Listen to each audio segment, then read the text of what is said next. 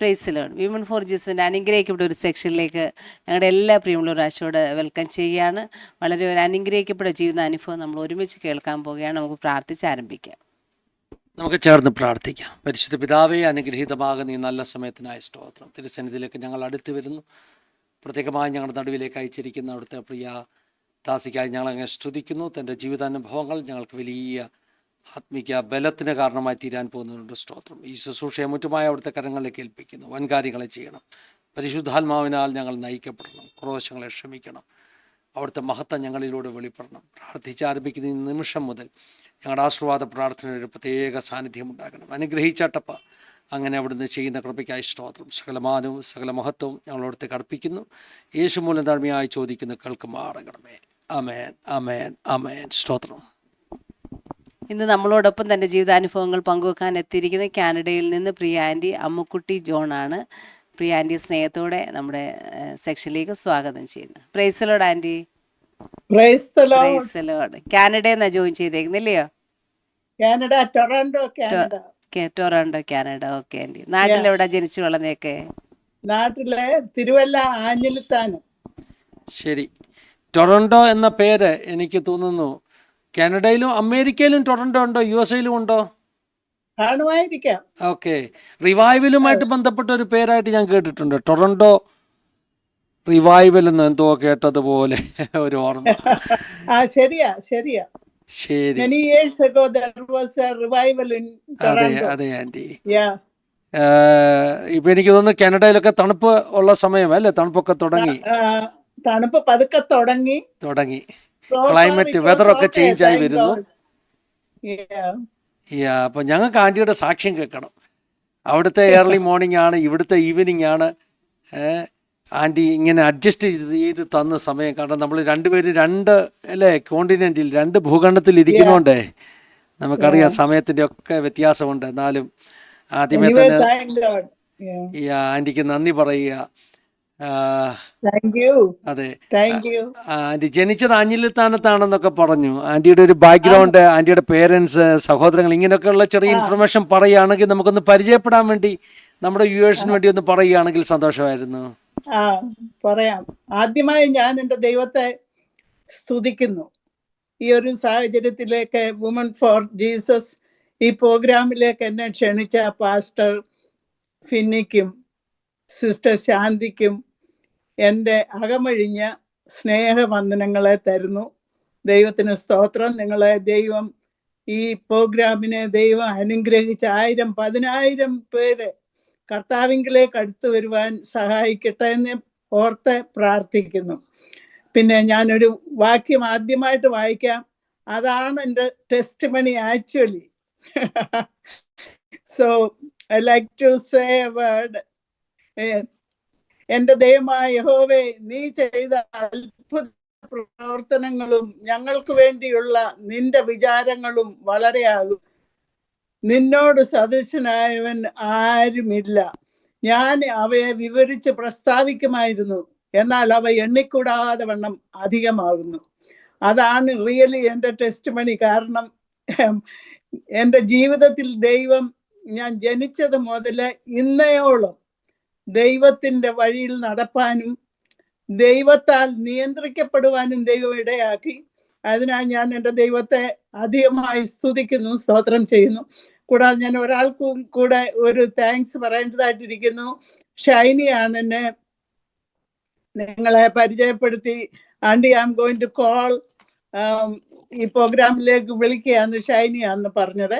കൂടാതെ pastor CP Monayi, the Reema publications editor, Monayi Reema പബ്ലിക്കേഷൻ്റെ editor, main എഡിറ്ററാ. എൻ്റെ ബുക്ക് അവിടെ പ്രിന്റ് ചെയ്തത്. അപ്പം ഞാൻ അദ്ദേഹത്തോട് സംസാരിച്ചപ്പോൾ ഞാനൊന്ന് മെൻഷൻ ചെയ്ത്, ഇങ്ങനെ നിങ്ങളുടെ പ്രോഗ്രാമിൽ ചിലപ്പോൾ ഞാൻ വന്നേക്കുമെന്ന്. അന്നേരം അദ്ദേഹം എന്നെ വളരെ എൻകറേജ് ചെയ്തു. ആൻറ്റി പോകണം, ചെയ്യണം, കാരണം അനേകർ വാച്ച് ചെയ്യുന്ന, അനേകർക്ക് അനുഗ്രഹമായി തീരുമെന്ന് എന്നോട് പറഞ്ഞു. അതിനായിട്ടും ഞാൻ പാസ്റ്ററിനോടുമുള്ള നന്ദിയെ രേഖപ്പെടുത്തുന്നു ഈ സമയത്ത്. എൻ്റെ സാക്ഷ്യമെന്ന് പറഞ്ഞാൽ, ഞാൻ ആ വാക്യത്തിൽ വായിച്ചതാണ്, ആക്ച്വലി പറഞ്ഞാൽ എൻ്റെ സാക്ഷ്യം. കാരണം എന്നാന്ന് ചോദിച്ചാൽ, ദൈവം ചെയ്ത നന്മകളെ ഓർത്ത് അതിനെ വിവരിപ്പാൻ എൻ്റെ നാവിനാൽ കഴിവല്ല. അതുകൊണ്ടാണ് ഞാനത് വായിച്ചതും. അത് തന്നെയാണ് എൻ്റെ സാക്ഷ്യം. ഞാൻ ജനിച്ചു വളർന്നത് തിരുവല്ല ആഞ്ഞിലിത്താനം. എൻ്റെ മാതാപിതാക്കളെ, എൻ്റെ പിതാവ് Kurian Thomas and Mariyamma Thomas, അവരുടെ 6ാമത്തെ മകളായി ഞാൻ ജനിച്ചു. വളരുവാൻ ദൈവം ഇടയാക്കി. ഞങ്ങൾ 7 മക്കളായിരുന്നു. ഒരു സഹോദരനും 6 പെൺമക്കളുമായിരുന്നു എൻ്റെ മാതാപിതാക്കൾക്ക്. ഞങ്ങൾ ജനിക്കുന്നതിന് മുമ്പ് തന്നെ എൻ്റെ മാതാപിതാക്കൾ ഈ പെന്തക്കോസ് അനുഭവത്തിലേക്ക് വരുവാൻ ദൈവം ഇടയാക്കി. പിതാവ് മർത്തോമാ സഭയിലെ ഒരു കൊയർ പഠിപ്പിക്കുകയും ഒരു ആക്റ്റീവ് മെമ്പറായിരുന്നു. കൊയർ പഠിപ്പിക്കുകയും പാടുകയും ഒക്കെ ചെയ്യുന്ന ഒരു വ്യക്തിയായിരുന്നു. പാസ്റ്റർ KE എബ്രഹാം, നിങ്ങളൊക്കെ കേട്ട് അറിയാമല്ലോ. പാസ്റ്റർ KE എബ്രഹാം ആഞ്ഞിലിത്താനത്തും പരിസര സ്ഥലങ്ങളിലും വന്ന് സുവിശേഷം പ്രസംഗിക്കുകയും ഒക്കെ ചെയ്തു. പരിശുദ്ധാത്മ സ്നാനത്തെക്കുറിച്ചും വെള്ളത്തിൽ സ്നാനം ഏൽക്കുന്ന മുഴുവൻ സ്നാനത്തെക്കുറിച്ചും ഒക്കെ പ്രസംഗിച്ച ആ പ്രദേശങ്ങളിലെ എൻ്റെ പിതാവ് അത് കേട്ടപ്പോൾ അത് സത്യമാണെന്ന് മനസ്സിലാക്കി എൻ്റെ പിതാവ് ഈ സ്നാനക്കടവിലേക്ക് ഇറങ്ങി. പാട്ടുകാരൻ പറയുന്നത് പോലെ ആഴിയെന്നോർത്തില്ല, ആഴം അരാഞ്ഞില്ല, ഇറങ്ങി ഞാൻ പ്രിയനെ നിന്റെ പുറകെ എന്ന് പറഞ്ഞ പോലെ എൻ്റെ പിതാവ് ഇറങ്ങി. ഞങ്ങളെ കൊച്ചി കുടുംബക്കാരാണ്. ഞങ്ങളുടെ ആ ദേശമെല്ലാം തിരുവല്ല തുടങ്ങി ആ പ്രദേശങ്ങളെല്ലാം കൊച്ചി കുടുംബക്കാരാണ് താമസിക്കുന്നത്. എല്ലാവരും വിദ്യാഭ്യാസം ഉള്ളവരും സ്കൂളും യൂണിവേഴ്സിറ്റി പോയവരും ഒക്കെയാണ്. എന്നാൽ ആ കാലത്ത് ഈ എൻ്റെ ഫാദർ ഇങ്ങനെ വെള്ളത്തിൽ ഇറങ്ങി സ്നാനമേറ്റത് മൂലം വളരെ പ്രയാസങ്ങളൊക്കെ ഉണ്ടായി. എല്ലാവരും എതിരായി. അങ്ങനെ ഞങ്ങളുടെ ഫാദറും മദറും തന്നെ ശേഷിച്ചു. എൻ്റെ ഗ്രാൻഡ് ഫാദർ പറഞ്ഞു യാതൊരു സ്വത്തുക്കളും കൊടുക്കുകയില്ലെന്ന് പറഞ്ഞു. അങ്ങനെയൊക്കെ ഒത്തിരി പ്രയാസത്തിൽ കൂടാണ് എൻ്റെ മാതാപിതാക്കൾ ഈ ദൈവത്തെ സേവിപ്പാൻ ഇറങ്ങിയത് യഥാർത്ഥമായിട്ട്. അത് കഴിഞ്ഞ് എൻ്റെ പിതാവ് ഒരു ചെറിയ വീട് വെച്ച് മാറി. അങ്ങനെ അവർ താമസിച്ചുകൊണ്ടിരുന്ന സമയത്ത് പാസ്റ്റർ KE എബ്രഹാം ഒക്കെ വീണ്ടും വന്ന് ആ ദേശങ്ങളിലെല്ലാം പോയി നടന്ന്. അന്ന് ബസ്സില്ല, വണ്ടിയില്ല, ഇലക്ട്രിസിറ്റി ഇല്ല, ഒന്നുമില്ലാത്ത ഒരു കാലമാണ്. പക്ഷേ അവരുടെ ഹൃദയത്തിൽ അതിഭയങ്കരമായിട്ടുള്ള ദൈവസ്നേഹം നിറഞ്ഞിട്ട് അവര് ദൈവത്തിന് വേണ്ടി എല്ലാം വിട്ട് ദൈവത്തെ സേവിക്കുന്ന ഒരു സമയമാണ്.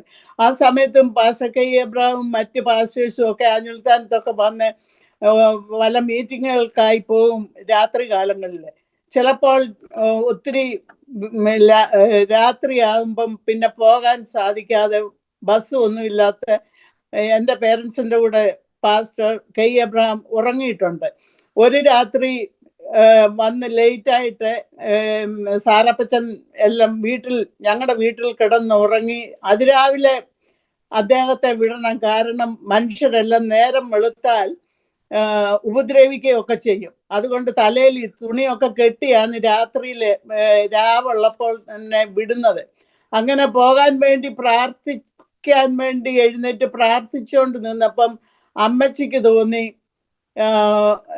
മൂത്ത ഒരു കുഞ്ഞ് ജനിച്ച് ഉറങ്ങിക്കിടക്കുകയാണ്. അമ്മച്ചിക്ക് പെട്ടെന്ന് തോന്നി ആ കുഞ്ഞിൻ്റെ ദേഹത്തൊന്ന് തൊടണമെന്ന്. അമ്മച്ചി വന്ന് തൊട്ടു നോക്കിയപ്പോൾ അനക്കമില്ല, കുഞ്ഞ് മരിച്ചു കിടക്കുകയാണ്. എന്ത് ചെയ്യുമെന്ന്, അവിടെ സഭയില്ല, ആളുകളില്ല, നമുക്ക് അനുകൂലമായിട്ടുള്ള ആരുമില്ല. അങ്ങനെ ഇരുന്ന സമയത്ത് അപ്പച്ചൻ തന്നെ ഒരു ചെറിയ ബോക്സ് ഉണ്ടാക്കി ആ കുഞ്ഞിനെ സാറപ്പച്ചൻ പോകുന്നതിന് മുമ്പേ അവിടെ അടക്കി.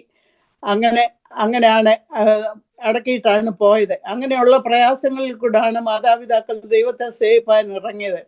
പിന്നെ അനവധി പ്രയാസങ്ങൾ, പ്രതികൂലങ്ങളൊക്കെ ഉണ്ടായി. എന്നാലും അവരെ ദൈവത്തെ നോക്കി വിളിച്ച് അങ്ങനെ പോയ സമയങ്ങളിൽ ഒരു പ്രാവശ്യം പിന്നെ കുറേ നാൾ കഴിഞ്ഞപ്പോൾ 2 ആൺകുഞ്ഞുങ്ങള് 2.5 വയസ്സ് വീതമുള്ള 2 ആൺകുഞ്ഞുങ്ങൾ ഒരാഴ്ചയിൽ മരിച്ചു. കാരണം അന്ന് മെഡിസിൻ ഒന്നും ഉപയോഗിക്കുകയില്ല, ഹോസ്പിറ്റലിൽ കൊണ്ടുപോവുകയില്ല. അപ്പം മരിച്ചു കഴിഞ്ഞപ്പോൾ എൻ്റെ പിതാവ് വളരെ ദുഃഖിതനായി. ഞങ്ങൾക്ക് ഇപ്പോൾ IPC ഹാൾ ഇരിക്കുന്നിടത്ത് ഞങ്ങൾക്ക് വസ്തുക്കളുണ്ട്. വസ്തുക്കളും കണ്ടങ്ങളും എല്ലാം ആ കാലത്ത് ഉണ്ട് ധാരാളമായിട്ട്. അപ്പച്ചൻ പോയി അവിടെ ഇരുന്ന് പ്രാർത്ഥിച്ച് കണ്ണുനീരോട് പ്രാർത്ഥിച്ചപ്പം ദൈവത്തിൻ്റെ ആത്മാവ് അപ്പച്ചൻ ഫാദറിനോട് പറഞ്ഞു, ഈ കല്ലുകളിൽ നിന്ന് മക്കളെ ഉളവാക്കുവാൻ എനിക്ക് കഴിയും എന്ന് പറഞ്ഞ ആ വാക്കിന്മേൽ അപ്പച്ചൻ ഫാദർ എഴുന്നേറ്റ് അങ്ങനെ വീട്ടിൽ വന്നു. അങ്ങനെ പലവിധ പ്രയാസങ്ങളും പ്രതികൂലങ്ങളും ഒക്കെ സഹിച്ചാണ് ദൈവത്തെ സേവിച്ചത്. പിന്നെ ഞാൻ കുഞ്ഞായിരുന്നപ്പോൾ എൻ്റെ മൂത്ത സഹോദരിയെ ഓൾറെഡി ചെറുപ്പത്തിലെ വിവാഹം കഴിച്ചു. കാരണം ഞങ്ങൾ 6 പെൺകുഞ്ഞുങ്ങളായതുകൊണ്ട് വളരുന്നതിനെ വിവാഹം കഴിപ്പിച്ച് കൊടുക്കുവാൻ ഞങ്ങളുടെ ഫാദറിൻ്റെ റിലേറ്റീവ്സ് പറഞ്ഞുകൊണ്ട് മൂത്ത സഹോദരിയെ വിവാഹം കഴിച്ചു. ചെറുപ്പത്തിലെ കോന്നിയിലെ മരുതിരത്ത് വീട്ടിലെ അങ്ങനെ. അപ്പോൾ എൻ്റെ മുലകുടി മാറ്റാൻ വേണ്ടി എന്നെ അവിടെ കുറച്ച് നാൾ കൊണ്ട് നിർത്തി. അവിടെ പിള്ളേരുമായിട്ടൊക്കെ ഇരുന്ന് കളിക്കുകയൊക്കെ ചെയ്ത് എനിക്ക് മലേറിയ പിടിച്ചു. ഞാൻ സ്കൂളിലൊന്നും പോയില്ല, കൊച്ചു കുഞ്ഞാ. മലേറിയ പിടിച്ചു, മരണത്തോടടുത്ത് അൺകോൺഷ്യസ് ആയി. ആ സമയത്ത് എൻ്റെ ഫാദറും എല്ലാം അനിൽത്താനത്തു നിന്ന് വന്നു. എന്നെ കണ്ടപ്പം അൺകോൺഷ്യസ് മരിച്ചു പോകുമെന്ന് അവർക്ക് മനസ്സിലായി. അന്നേരം ഫാദർ പറഞ്ഞു, എന്നാൽ ഇവിടെ തന്നെ നമുക്ക് അടക്കാം എന്ന് പറഞ്ഞിട്ടാണ് ഫാദറും എല്ലാവരും അനിൽത്താനത്തേക്ക് പോയത്. എന്നാൽ ദൈവത്തിൻ്റെ പദ്ധതി അതല്ലായിരുന്നു. മരണത്തിനുള്ള നീക്കുപോക്ക് യഹോവയ്ക്കുള്ളതെന്ന് ദൈവത്തിന്റെ വചനത്തിൽ പറയുന്നല്ലോ. അതിന് ചിലപ്പോൾ ദൈവത്തിന്റെ വഴികള് അഗോചരവും അത്ഭുതവുമാണ്. ഒരു പക്ഷേ ഇന്ന് ഈ സമയത്ത് നിങ്ങളോടുകൂടി ഇരുന്ന് ദൈവത്തിന്റെ വചനം പറയുവാൻ ദൈവം എന്നെ അന്നേ വിചാരിച്ചതായിരിക്കും. അതുകൊണ്ടാണ് മരണത്തിൽ നിന്ന് എന്നെ വിടുവിച്ചത്. അങ്ങനെ ഞാൻ വീട്ടിൽ വന്ന് സ്കൂളിൽ, പിന്നെ ഞാൻ ചുരുക്കത്തിൽ പറയാം, കാരണം there are lot of other things that very very important. And അങ്ങനെ ഞാൻ സ്കൂളിൽ പോയി. അങ്ങനെ ഞങ്ങളുടെ പിതാവും മാതാവും ഞങ്ങളെ വളരെ സ്നേഹിച്ചും വളരെ ദൈവഭയത്തിലും വളർത്തിയതാണ്. എൻ്റെ പിതാവ് അന്ന് ഒരു വീടുകളിലും, കൊച്ചു കുടുംബത്തിൽ തന്നെ ഒരു വീടുകളിലും പല സാധനങ്ങളും ഇല്ലാതിരുന്നപ്പോൾ എൻ്റെ പിതാവ് എല്ലാ കാര്യങ്ങളും വ്യക്തമായിട്ടും ക്ലിയർ ആയിട്ടും ചെയ്ത് ഏറ്റവും ബെസ്റ്റായിട്ടാണ് ഞങ്ങളുടെ ജീവിതം അവിടെ നയിക്കാൻ ഞങ്ങൾക്കിടയായത്. എൻ്റെ പിതാവ്, ഞാൻ ഓർക്കുന്നു, ഞാൻ തീരെ കുഞ്ഞായിരുന്നപ്പോൾ കുമ്പനാട്ട് കൺവെൻഷന് പോയി. ആ സമയങ്ങളിലെങ്ങും ഒരു വീടുകളിൽ പോലും ഒരു മ്യൂസിക് ഇൻസ്ട്രുമെന്റും ഇല്ലാത്ത കാലമായി. ഇത് 10-90 വർഷത്തിന് മുമ്പേ ഉള്ള, ഇപ്പൊ 90 അല്ലെങ്കിൽ 80 ആയി കാണും, ഉള്ള കാര്യങ്ങളാണ്. എൻ്റെ പിതാവ് ഒരു ഹാർമോണിയം നോർത്ത് ഇന്ത്യയിൽ നിന്ന് ആരോ കൊണ്ടുവന്നത് എൻ്റെ പിതാവ് വാങ്ങിച്ച് തോളയിൽ വെച്ചുകൊണ്ട് വീട്ടിൽ കൊണ്ടുവന്നിട്ട് ഭാഗവതരെ വരുത്തി. ആ കാലത്തെ, അല്ലാതെ ഇന്നത്തെ കാലമൊന്നുമല്ല, ഭാഗവതര പീലിപ്പോച്ചായൻ എന്ന് പറയുന്നത് നിങ്ങൾ ചിലപ്പം അറിയത്തില്ലായിരിക്കാം. പീലിപ്പോച്ചായൻ എന്ന് പറയുന്ന ഒരു ഭാഗവതരാണ്. പുള്ളിയെ വീട്ടിൽ വരുത്തി താമസിപ്പിച്ച എൻ്റെ 2 സഹോദരിമാരെയും എൻ്റെ ആങ്ങളെയും ഈ ഹാർമോണിയം എല്ലാം പഠിപ്പിച്ച്, അങ്ങനെ രാവിലെ ആകുമ്പോഴത്തേക്കും വൈകുമ്പോഴത്തേക്കും ഈ ഹാർമോണിയം ത്തിന്റെ സൗണ്ട് എല്ലായിടത്തും കേൾക്കാം, എല്ലാ വീടുകളിലും. പിന്നെ പ്രാർത്ഥന ഞങ്ങളുടെ വീട്ടിലെ വളരെ മനോഹരമായിട്ട്. എൻ്റെ പിതാവ് അന്ന് ഒത്തിരി കണ്ടങ്ങളും കൃഷികളും ഒക്കെ ഉണ്ട്. കാരണം പണം നമ്മുടെ കയ്യിൽ ഒത്തിരി എടുക്കാനില്ല, ആയതുകൊണ്ട് കൃഷിയാണ് ഇമ്പോർട്ടൻ്റ് ആയിട്ടുള്ളത്. അതുകൊണ്ട് പലരും ജോലിക്കാരെ നിർത്തിയിട്ട് കണ്ടം കൃഷി, കപ്പ കൃഷി, പിന്നെ അങ്ങനെ മെനി പല കാര്യങ്ങളും നമുക്കുണ്ട്. അപ്പം അങ്ങനെ ചെയ്ത് വൈകുമ്പോഴത്തേക്ക് അപ്പച്ചൻ ഒരു 4 മണി ആകുമ്പോഴത്തേക്ക് കൊടുക്കേണ്ട പൈസ ഒക്കെ വേലക്കാർക്കൊക്കെ കൊടുത്തേച്ച് വീട്ടിൽ വരും. വന്നു കഴിഞ്ഞ് പത്രം എടുത്ത് അപ്പച്ചൻ വായിക്കും. വായിച്ചിട്ട് ഞങ്ങളെല്ലാം ചുറ്റിലിരിക്കും. അപ്പച്ചൻ എല്ലാം അതിനകത്തുള്ള എല്ലാം പറഞ്ഞു കഴിഞ്ഞിട്ട് പിന്നെ ഞാനൊരു ഇത് പറയാ. കാരണം അപ്പച്ചന് കുളിക്കാൻ അപ്പോഴത്തേക്ക് വേലക്കാരത്തി വെള്ളമൊക്കെ ചൂടാക്കുക. അന്ന് പൈപ്പില്ല, ചൂടുവെള്ളമൊന്നുമില്ല. നമ്മൾ വെള്ളം ചൂടാക്കി കൊണ്ട് വെക്കും. അപ്പച്ചനും അമ്മച്ചിയും എല്ലാം കുളിച്ച് വരുന്നതിന് മുമ്പേ മക്കളെല്ലാം കൂടെ പാടാനും പ്രാർത്ഥിക്കാനും ഇരിക്കും. ഞങ്ങളെല്ലാം കൂടെ ചുറ്റും ഇരുന്ന് ഈ ഹാർമോണിയം ഒക്കെ വായിച്ച് പല പാട്ടുകളൊക്കെ പാടി ദൈവത്തെ ആരാധിച്ച് എൻ്റെ മാതാവിൻ്റെ പ്രയർ എനിക്ക് ഓർക്കുമ്പോൾ എൻ്റെ ഹൃദയം പലപ്പോഴും തുളുമ്പാറുണ്ട്. കാരണം 6 പെൺമക്കളുള്ള ഒരു വീട്ടിലെ എൻ്റെ മാതാവ് ഒരിക്കലും പ്രാർത്ഥിച്ച് ഞാൻ കേട്ടിട്ടില്ല. കർത്താവെ, കുഞ്ഞുങ്ങളുടെ വിഷയം ഒന്നും പ്രാർത്ഥിച്ച് കേട്ടിട്ടില്ല. പിന്നെയോ കർത്താവായ യേശു ക്രിസ്തുവിനെ കുറിച്ചും അവൻ്റെ മരണത്തെക്കുറിച്ചും അവൻ്റെ തിരിച്ചു വരവിനെ കുറിച്ചുള്ളത് മറ്റുള്ളവരുടെ രക്ഷയെക്കുറിച്ചും ഒക്കെ പറഞ്ഞിട്ട് റെവലേഷനിൽ നിന്ന് പല വാക്കുകൾ ഉദ്ധരിച്ചാണ് എൻ്റെ മാതാവ് കണ്ണുനീരോട് പ്രാർത്ഥിക്കുന്നത്.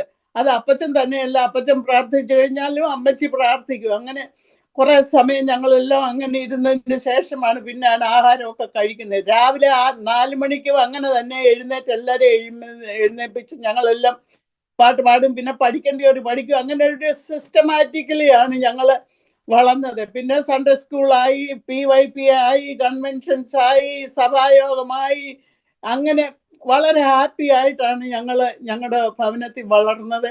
അത് കഴിഞ്ഞ് എൻ്റെ സെക്കൻഡ് സിസ്റ്റർ വളരെ മിടുക്കിയായിരുന്നു. അമ്മ പിന്നെ ഫസ്റ്റ് ക്ലാസ്സിൽ പാസ്സായി. ആ കാലങ്ങളിൽ ജോലിക്ക് വിടണ്ട എന്ന് വിചാരിച്ച് അന്ന് ട്രെയിനിങ്ങിനൊന്നും ആവശ്യമില്ല, പഠിപ്പിക്കാൻ അഡ്മിഷൻ വന്നതാണ്. എന്നാൽ അമ്മാമ്മയെ അങ്ങ് കല്യാണം കഴിപ്പിച്ചു. ജ്യേഷ്ഠന് ബാംഗ്ലൂരിലായിരുന്നു. അമ്മാമ്മ ബാംഗ്ലൂരിൽ പോയി, അവിടെ പോയി കോളേജിൽ പോയി പഠിച്ച് ഡിഗ്രി ഒക്കെ എടുത്തു. എന്നിട്ട് അവർ രണ്ടുപേരും ഡൽഹിക്ക് പോയി. അമ്മാമ്മയ്ക്ക് നല്ല ജോബ്, ഡൽഹിയിൽ നല്ലൊരു കമ്പനി ജോബ് ഉണ്ട്. ആ സമയത്താണ് ഞാൻ പാസ്സായി. അപ്പോൾ എന്നെ ഡൽഹി കൊണ്ടുവരാനായിട്ട് അമ്മാമ്മയും ജ്യേഷ്ഠനും പറഞ്ഞു. എൻ്റെ ആങ്ങള എന്നെയും കൊണ്ട് ഡൽഹി പോയി. അവിടെ കൊണ്ട് പഠിപ്പിക്കാമെന്നൊക്കെ പറഞ്ഞാണ് പോയത്. അവിടെ ചെന്ന് കുറച്ച് കഴിഞ്ഞപ്പോൾ എൻ്റെ സിസ്റ്ററും ബ്രദർലായും അവിടുന്ന് പോകേണ്ടതായിട്ട് വന്നു. കാരണം അവർക്ക് രണ്ടുപേർക്കും ഡാർജിലിംഗിലെ മൗണ്ട് ഹെർമോൺ എന്ന് പറയുന്ന ഒരു അമേരിക്കൻ സ്കൂളിൽ രണ്ടുപേർക്കും ടീച്ചേഴ്സായി രണ്ടുപേരും എഡ്യൂക്കേറ്റഡ് ആയിരുന്നു. ജോലി കിട്ടി. കുറച്ച് കഴിഞ്ഞപ്പോൾ അവർ പോകേണ്ടതായിട്ട് വന്ന് അവർ പോയി. പിന്നെ ഞാൻ മാത്രം ഡൽഹി ശേഷിച്ചു. എൻ്റെ ഒരു കസിൻ ബ്രദറുണ്ട്. അപ്പം ഞാനിങ്ങനെ എന്ത് ചെയ്യണമെന്ന് അറിയാതെ പ്രാർത്ഥിച്ചു കൊണ്ടിരുന്നപ്പോൾ ഒരു ദിവസം ഈ കസിൻ ബ്രദർ വന്ന് എന്നോട് പറഞ്ഞു, അമ്മക്കുട്ടി ഇങ്ങനെ ഇന്ന ഹോസ്പിറ്റലിലെ നേഴ്സിംഗ് സ്റ്റുഡൻറ്റിനെ എടുക്കുന്നു എന്ന് പറഞ്ഞു. എന്നാൽ നമുക്ക് പോകാമെന്നും പറഞ്ഞ് അവിടെ പോയി. പുള്ളി നല്ലപോലെ ഇംഗ്ലീഷൊക്കെ സംസാരിക്കുന്ന വ്യക്തിയാണ്. അവിടെ പോയി മേട്രൻ്റെ ഓഫീസിൽ കയറി. മേട്രനൊരു ഞങ്ങൾ അവിടെ ചെന്നപ്പോൾ ഓൾറെഡി സ്റ്റുഡൻസ് തലേ ദിവസം വന്ന് ടെസ്റ്റ് എല്ലാം എഴുതി ഓറൽ എക്സാമിനേഷന് വേണ്ടി നിൽക്കുകയാണ്. Mostly all of the north Indians. Anyway അവിടെ ഈ ടെസ്റ്റ് എഴുതി. മേട്രൻ പറഞ്ഞു എന്നെയും അവിടെ നിർത്താൻ പറഞ്ഞു. അങ്ങനെ അന്ന് ഓറൽ എക്സാമിനേഷൻ നടന്നു. എനിക്ക് അവിടെ അഡ്മിഷൻ കിട്ടി. അങ്ങനെ ഞാൻ 3 മാസം അവിടുത്തെ സിസ്റ്റം എന്താണെന്ന് ചോദിച്ചാൽ, അന്ന് ഞാൻ പഠിച്ചുകൊണ്ടിരുന്നപ്പം 3 മാസം ക്ലാസ്സും 3 മാസം ഫ്ലോറിൽ ജോലി ചെയ്യണം, പ്രാക്ടീസ്. അങ്ങനെ ചെയ്തുകൊണ്ടിരുന്ന ഒരു സമയത്ത് I was the only Malayali girl student. അപ്പോൾ എല്ലാവർക്കും അവിടെയുള്ള സ്റ്റാഫ് നേഴ്സസ് മലയാളികൾക്കും ഹെഡ് നേഴ്സസും ഒക്കെ എന്നോട് വലിയ താല്പര്യമാണ്. കാരണം I was very slim, young girl, Pentecostal girl. എന്നോട് എല്ലാവർക്കും വലിയ സന്തോഷമാണ്. ഞാൻ ഫ്ലോറിലൊക്കെ ചെന്നാൽ എന്നെ കൊണ്ടൊന്നും വലുതായിട്ടൊന്നും ചെയ്യിപ്പിക്കത്തൊന്നുമില്ല. അങ്ങനെ ഇരുന്ന് ഒരു ദിവസം ഒരു ഹെഡ് നേഴ്സ് എന്നെ പുള്ളിക്കാരിയുടെ റൂമിലേക്ക് എന്നെ വിളിച്ചു. സൺഡേ രാവിലെ ഞാൻ അവിടെ ചെന്നപ്പോൾ എന്നോട് പറഞ്ഞു, അമ്മുക്കുട്ടി 2 പേര് ഇവിടുന്ന് 2 സഹോദരിമാർ ഇവിടുന്ന് ഒരു മീറ്റിങ്ങിനാന്നും പറഞ്ഞ് പോയിട്ടുണ്ടെന്ന് പറഞ്ഞു. ഇത് കേട്ടതും, കാരണം എനിക്കറിയത്തില്ല അവിടെ പെന്തക്കോസുകാരുണ്ടോ ഒന്നും തന്നെ എനിക്കറിയത്തില്ല. ഞാൻ ചെന്നതല്ല ഉള്ളു, എ വെരി യങ് ഗേൾ. അന്നേരം ഇത് കേട്ട ഉടനെ ഞാൻ ഓടി എൻ്റെ റൂമിലേക്ക് ചെന്ന് പെട്ടെന്ന് ഒരു സാരി വലിച്ചുടുത്തോണ്ട് ഞാൻ ഒറ്റ ഓട്ടം ബസ് സ്റ്റോപ്പിലേക്ക് ഓടിയ സമയത്ത് ഞാൻ ദൈവത്തോട് പറഞ്ഞു, കർത്താവേ, ഞാൻ അവിടെ പോകുന്നത് എവിടാന്ന് വെച്ചാൽ ഞാൻ ചെല്ലുമ്പോൾ ആ ബസ് സ്റ്റോപ്പിൽ 2 പേരും പറഞ്ഞ 2 പേരും കാണണമെന്ന് ഞാൻ പ്രാർത്ഥിച്ചോണ്ട് ഓടി. അവിടെ ചെന്നപ്പം 2 സഹോദരിമാർ അവിടെ നിൽപ്പുണ്ട്. അവർ ബസ് വന്നപ്പം കയറി. ഞാനും അവരുടെ പുറകെ കയറി. എവിടാ പോകുന്നതെന്നൊന്നും എനിക്കറിയത്തില്ല. കയറി, അവരിറങ്ങിയെടുത്ത് ഞാനും ഇറങ്ങി. അങ്ങനെ ചെന്നപ്പോൾ ഈ നോർത്ത് ഇന്ത്യൻ ബോംബെയിലും ഒക്കെയുള്ള ഇന്നത്തെ എനിക്കറിയത്തില്ല, അന്നത്തെ വീടുകളൊക്കെ ചെറിയ വീടുകളൊക്കെയാണ്. 2 റൂമും ഒരു കിച്ചണും. അവിടെ ഞാൻ ചെന്നപ്പോൾ 2 ബെഡ്റൂമും ഒരു കിച്ചൺ, ഫ്ലോറിലിരുന്ന് കുക്ക് ചെയ്യുന്ന ഒരു ഇതാ ആ ഒരു സ്ഥലത്താണ് ചെന്നത്. അവിടെ ചെന്നപ്പോൾ ഒരു ചെറിയ മീറ്റിംഗ് നടന്നുകൊണ്ടിരിക്കുകയാണ്. ഞാനും ആ മീറ്റിങ്ങിന് കയറി ദൈവം സ്തുതിച്ചു, ആരാധിച്ചു. അത് കഴിഞ്ഞ് ഞാൻ ഹോസ്റ്റലിലേക്ക് വരാനായിട്ട് തുടങ്ങിയപ്പം പാസ്റ്ററിന്റെ ഭാര്യ എന്നോട് പറഞ്ഞു, അമ്മുക്കുട്ടി എന്നെ ആ ബെഡ്റൂമിലോട്ട് കൊണ്ട് കയറ്റി ഇരുത്തിയേച്ച് പറഞ്ഞു, അമ്മുക്കുട്ടിയുടെ വീട് എവിടാന്ന് ചോദിച്ചു. ഞാൻ പറഞ്ഞു എൻ്റെ വീട് ആഞ്ഞിലിത്താനം എന്ന് പറഞ്ഞോണ്ടേ പറഞ്ഞു, ആഞ്ഞിലിത്താനത്ത് ഒരു തോമാച്ചനെ അറിയുമോ എന്ന് ചോദിച്ചു. ഞാൻ പറഞ്ഞു എൻ്റെ ഫാദറിന്റെ പേര് തോമാച്ചനാന്ന് പറഞ്ഞു. അല്ല അതല്ല, പിന്നെ അച്ചായന്റെ പെങ്ങൾക്ക് വേണ്ടി, അച്ചായൻ ഒറ്റ പെങ്ങളേ ഉള്ളൂ, പെങ്ങൾക്ക് വേണ്ടി ഒരു കല്യാണാലോചന വന്നതാ ആഞ്ഞിലിത്താനത്ത് കൊച്ചി കുടുംബത്തിൽ നിന്ന്. അത് നടന്നില്ല. അത് അച്ചായന് ഭയങ്കര, അച്ചായൻ എന്ന് പറയുന്ന പാസ്റ്ററിന്റെ കാര്യമാണ് ഞാനീ പറയുന്നത്. അന്ന് മുതൽ അച്ചായന് അത് വലിയ വിഷമമായിപ്പോയി. അന്ന് മുതൽ അച്ചായന് വലിയ താല്പര്യമുണ്ട് കൊച്ചി കുടുംബത്തിൽ നിന്ന് ഒരു ബന്ധുത ഇറങ്ങണമെന്ന് എന്നൊക്കെ എന്നോട് പറഞ്ഞു. ഞാൻ കൊച്ചു പെണ്ണ, ഐ ജസ്റ്റ് വെന്റ് ദേർ. അത് കേട്ടെങ്കിലും ഞാൻ അതിനെക്കുറിച്ചൊന്നും ചിന്തിച്ചില്ല. ഞാൻ അങ്ങ് ഹോസ്റ്റലിൽ പോയി. പിന്നെ ഇങ്ങനെ ഈ മീറ്റിങ്ങിന് വൺസിനെ വരാൻ തുടങ്ങി. അങ്ങനെ ഇരുന്നപ്പോൾ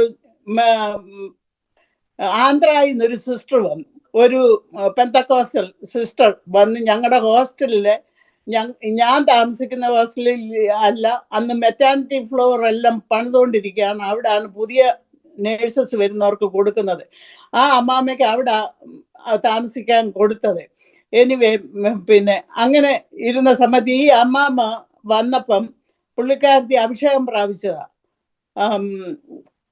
ഒരു പ്രോഫസീവ് ഉണ്ട്. ഞാൻ ഈ പോയ മീറ്റിങ്ങിന് 4-5 പേരെ അവിടെ ഉള്ളൂ. അതായത് അച്ചായനും ഞങ്ങളെല്ലാം അച്ചായൻ പാസ്റ്ററിനെ വിളിക്കുന്നേ. ബൈ ദ വേ, ഇതിന്റെ ഇടയ്ക്ക് പറയട്ടെ, ഈ അച്ചായനെ പാസ്റ്റർ KT തോമസാ കേട്ടോ. നിങ്ങൾ കേട്ടിട്ടുണ്ടോ ഇല്ലയോ എന്നറിയത്തില്ല. ഡൽഹിയിലെ വലിയ നോർത്തേൺ റീജന്റെ ഫൈനലി. എനിവേ, അപ്പൊ അച്ചായൻ ഒരു ഏത്തിയസ്റ്റ് ആയിരുന്നു, ഏത്തിയസ്റ്റ്. പുള്ളി രക്ഷിക്കപ്പെട്ട് ഇങ്ങോട്ട് ഇറങ്ങിയതേ ഉള്ളൂ. അവരെല്ലാം യങ്ങാ. അതാ ഞങ്ങളുടെ പാസ്റ്റർ. സപ്പോസ് ഞങ്ങൾ ഒരിക്കലും പാസ്റ്ററിന് വിളിച്ചിട്ടില്ല, അച്ചായൻ ഞങ്ങളെല്ലാം വിളിക്കുന്നത്. അപ്പം അപ്പൊ ഈ അമ്മാമ്മ വന്നപ്പം ഈ അമ്മാമ്മ അഭിഷേകം പ്രാപിച്ചതാ. അപ്പൊ എനിക്ക് എപ്പോഴും മീറ്റിങ്ങിന് വന്നിക്കുകയില്ല, കാരണം ഞാൻ സ്റ്റുഡൻറ്റാ. എൻ്റെ സിസ്റ്റർ ട്യൂട്ടർ വന്ന് എൻ്റെ റൂമിന്റെ ഫ്രണ്ടിലാണ് നിന്ന് 8:30 റോഡ് കോഡ് എടുക്കുന്നത്. ഇപ്പം എല്ലാ ഗേൾസും അവിടെ ഉണ്ടോയെന്നറിയാൻ. അപ്പൊ എനിക്ക് എന്നും പാനൊക്കത്തില്ല. അപ്പം ദൈവം ഒരു അത്ഭുതം അവിടെ ചെയ്തു. കാരണം ഈ എൻ്റെ സിസ്റ്റർ ട്യൂട്ടർ എന്ന് പറയുന്നത് എന്നെ പഠിപ്പിക്കുന്ന മെയിനായിട്ടുള്ള ആള്, ആ ആളും മെയ്ട്രനുമായിട്ടൊരു ഒരസലുണ്ടായി. ഏതോ ഒരു പ്രോബ്ലം ഉണ്ടായപ്പോൾ ഈ സിസ്റ്റർ ട്യൂട്ടർ എന്നോട് പറഞ്ഞു, അമ്മുക്കുട്ടി, ആ സിസ്റ്റർ ട്യൂട്ടറിന് മനസ്സിലായി ഞാൻ പ്രാർത്ഥിക്കുന്ന ഒരാളാണെന്ന്. അപ്പൊ സിസ്റ്റർ ട്യൂട്ടർ എന്നോട് പറഞ്ഞു, അമ്മുക്കുട്ടി എനിക്ക് വേണ്ടി വന്ന് നീ പ്രാർത്ഥിക്കാൻ പറഞ്ഞു. ഞാൻ സിസ്റ്ററിന്റെ റൂമിൽ പോയി, ഞാൻ ബ്രോക്കൺ ഇംഗ്ലീഷിൽ അറിയാവുന്ന വിധത്തിൽ ഞാൻ സിസ്റ്ററിന് വേണ്ടി പ്രാർത്ഥിച്ചു കഴിഞ്ഞപ്പം തൊട്ട് എനിക്ക് പിന്നെ എല്ലാ ദിവസവും ഓഫ് തരും മീറ്റിങ്ങിന് പോകാൻ. അങ്ങനെ പോയിക്കൊണ്ടിരുന്ന സമയത്ത് ഒരു ദിവസം ഞാൻ ഈ തങ്കമ്മാമെന്ന് ഞാൻ പറയുന്ന ഈ പുതിയ അമ്മാമ്മ വന്നത്, പുള്ളിക്കാരി നൈറ്റ് ഡ്യൂട്ടി ചെയ്തേച്ച് ഉറങ്ങിക്കിടക്കുക. ഞാൻ ചെന്ന് പകല് ഒരു വീക്ക് ഡേയ്സിൽ ഞാൻ ചെന്ന് അമ്മാമ്മയെ ഉണർത്തിയേച്ച് പറഞ്ഞു, അമ്മാമ്മയെ ബാ നമുക്ക് പ്രാർത്ഥിക്കാൻ പാവെന്നും പറഞ്ഞ് കൊട്ടിയുണർന്ന് ഞങ്ങൾ രണ്ടുപേരും കൂടെ ബസ് എടുത്ത് ആ മോത്തി ബാഗിൽ പോയ അച്ചായനും ഒക്കെ ഉള്ള അവിടെ ചെന്നപ്പോൾ അച്ചായൻ അവിടെ ഇല്ല, ഡൽഹി ക്യാൻറ്റീൻ പോയിരിക്കുക സുവിശേഷം പറയാൻ. കൊച്ചമ്മയുണ്ട്, കൊച്ചമ്മ ബ്രദറുകാരത്തിയാ. ഏതായാലും ഞങ്ങൾ 3 പേരും കൂടെ പ്രാർത്ഥിക്കാനായിട്ട് മുട്ടുകുത്തിയതും ദൈവത്തിന്റെ ആത്മാവ് ഈ അമ്മാമ്മയിൽ കൂടി എന്നോട്, മകളെ, അന്ന് അവിടെ ആളുകളില്ല, ചർച്ചില്ല, അങ്ങോട്ട് തുടങ്ങുന്നേ ഉള്ളൂ, മകളെ, ഞാൻ നിന്നെ എൻ്റെ ആത്മാവിനാൽ ഈ സഭയിൽ ആദ്യം നിറയ്ക്കും. ആയതിനു ശേഷം എനിക്ക് അനേകരെ നിറപ്പാനുണ്ട്. ഞാൻ നിന്നെ എൻ്റെ സഭയിൽ ഒരു തൂണായി നിർത്തും. ഇത്രയേ ഉള്ളൂ പ്രവചനം. ഞാൻ അത് ആ കൊച്ചു ഹൃദയത്തിൽ അതുപോലെ വിശ്വസിച്ചു. പിന്നെ എപ്പം മീറ്റിങ്ങിന് വന്നാലും ഞാൻ നിലവിളിച്ച് കരഞ്ഞ് ദൈവസന്നിധിയിൽ ഇരുന്ന് ദൈവത്തോടുള്ള നന്ദിയാൽ അതാ എൻ്റെ ജീവിതം. അങ്ങനെ ഇരുന്ന സമയത്ത് പിന്നെ അച്ചായൻ അവിടുന്ന് ആ സ്ഥലം മാറി വേറെ ഒരു സ്ഥലത്തേക്ക് ഇച്ചിരി കൂടെ കൂടിയ വലിയൊരു ബിൽഡിങ്ങിലേക്ക് മാറി. അവിടെ പ്രാർത്ഥനയും സഹായവും എല്ലാം അവിടെ. ആ മാറിയ സമയത്ത് ഒരു കൺവെൻഷൻ അവിടെ വെച്ച സമയത്ത് ഞാൻ സ്റ്റുഡൻ്റാണ്, ഞാൻ പഠിച്ചുകൊണ്ടിരിക്കുക. അന്ന് സാറ്റർഡേ രാവിലെ ഞാൻ ബസ് എടുത്ത് ആ ബിൽഡിങ്ങിന്റെ അവിടെ അച്ചാനും ഒക്കെ താമസിക്കുന്നത് അവിടോട്ട് ചെന്ന് അവിടോട്ട് ഇരിക്കുകയും ദൈവത്തിന്റെ ആത്മാവിന്റെ ശക്തി എൻ്റെ മേൽ, ഞാൻ മുട്ടുമേൽ ഇരിക്കുക, വെരി യങ് ഗേൾ, മുട്ടിന്മേൽ ഇരിക്കുകയും ദൈവത്തിന്റെ ആത്മാവിന്റെ ശക്തി എൻ്റെ മേൽ വ്യാപരിച്ചു. ഞാൻ ആ മുട്ടിന്മേൽ ഓടാൻ തുടങ്ങി. ആ റൂമിൽ ഓടി. എൻ്റെ തലയ്ക്ക് മീതെ ഭയങ്കരം ഒരു തേജസ് വന്ന് നിൽക്കുന്നു. ഞാനൊരു കൊച്ചു കുഞ്ഞ്, 1 വയസ്സുള്ള ഒരു കുഞ്ഞൊരു പിതാവിനോട് കൊഞ്ചുന്ന പോലെ ഞാൻ കൊഞ്ചാൻ തുടങ്ങി. വലിയ പ്രകാശം, ഓട്ടം, ഞാൻ എൻ്റെ മുട്ടിന്മേൽ ഓട്ടം. അങ്ങനെ ആയെന്ന്. പക്ഷേ ആത്മാവിൽ ഇങ്ങനെ അന്യഭാഷ സംസാരിച്ചില്ല. പക്ഷേ ഭയങ്കരമായിട്ടുള്ള ശക്തി എൻ്റെ മേൽ പകർന്നു. അപ്പോൾ ആ പാസ്റ്റർ പറഞ്ഞു, എൻ്റെ ജീവിതത്തിൽ ഞാൻ ഇങ്ങനെ ശക്തി പ്രാപിച്ച ഒരാളെ ഞാൻ കണ്ടിട്ടില്ല എന്ന് പറഞ്ഞു. ഏതായാലും അതെല്ലാം കഴിഞ്ഞിട്ട് അച്ചായന് കുറേ നാൾ കഴിഞ്ഞപ്പോൾ ആ സ്ഥലം മാറിയിട്ട് മിസ്സസ് നഥാനിയേൽ എന്ന് പറയുന്ന ഒരു നോർത്ത് ഇന്ത്യൻ ലേഡി ഒരു സ്കൂളുണ്ട്, അവിടെ എടുത്ത് അവിടെ താമസവും ആരാധനയും കൂടെ ആക്കി. അപ്പൊ അധികം ആളുകളാരും ആയിട്ടില്ല. അവിടെ ഞാൻ ഒരു സഭായോഗത്തിന് രാവിലെ അവിടെ ചെന്ന് ആരാധന കഴിഞ്ഞ് ഞാൻ ഹോസ്റ്റലിലേക്ക് വരാനായിട്ട് തുടങ്ങിയ ഉടനെ അച്ചായൻ എന്നോട്, അപ്പൊ കൊച്ചമ്മ അവിടെ ഇല്ല, നാട്ടിൽ പോയിരിക്കുക വെക്കേഷന്. അച്ചായൻ എന്നോട് പറഞ്ഞു, കുഞ്ഞെ നീ എന്തിനാ ഇപ്പം പോകുന്നത്, ഇനി 7 മണിക്ക് മീറ്റിങ്ങിന് വരണ്ടായോ, അതുകൊണ്ട് നമുക്ക് ഇവിടെ ഇരുന്ന് പ്രാർത്ഥിക്കാമെന്ന് പറഞ്ഞു. അപ്പൊ ഏതാണ്ട് ഫുഡ് ഉണ്ടായിരുന്നു, അവിടെ ഉള്ളവർക്ക് ഏതാണ്ട് കൊടുത്തു. അത് കഴിഞ്ഞ് പ്രാർത്ഥിക്കാൻ വേണ്ടി അവിടെ കൊട്ടില്ല, പാട്ടില്ല, ആരുമില്ല, ഒന്നുമില്ല. അച്ചായനും കൊണ്ട് വേറെ 2 സഹോദരന്മാരെ ഡൽഹി ക്യാൻറ്റീൻ അങ്ങാണ്ട് വന്നവർ 2 പേരും കൊണ്ട് ഞാനും ഉണ്ട് പ്രാർത്ഥിക്കാൻ വേണ്ടി ആ ഹോളിൽ അവിടോട്ട് ഇരുന്നപ്പോൾ ഇരിക്കുകയും ഒരു സഹോദരൻ പറഞ്ഞു, ഇന്നലെ വൈകിട്ട് സഹോദരിമാര് വന്നിട്ട് കൈയടിച്ച് പാട്ട് പാടിയില്ല എന്ന് പറഞ്ഞു.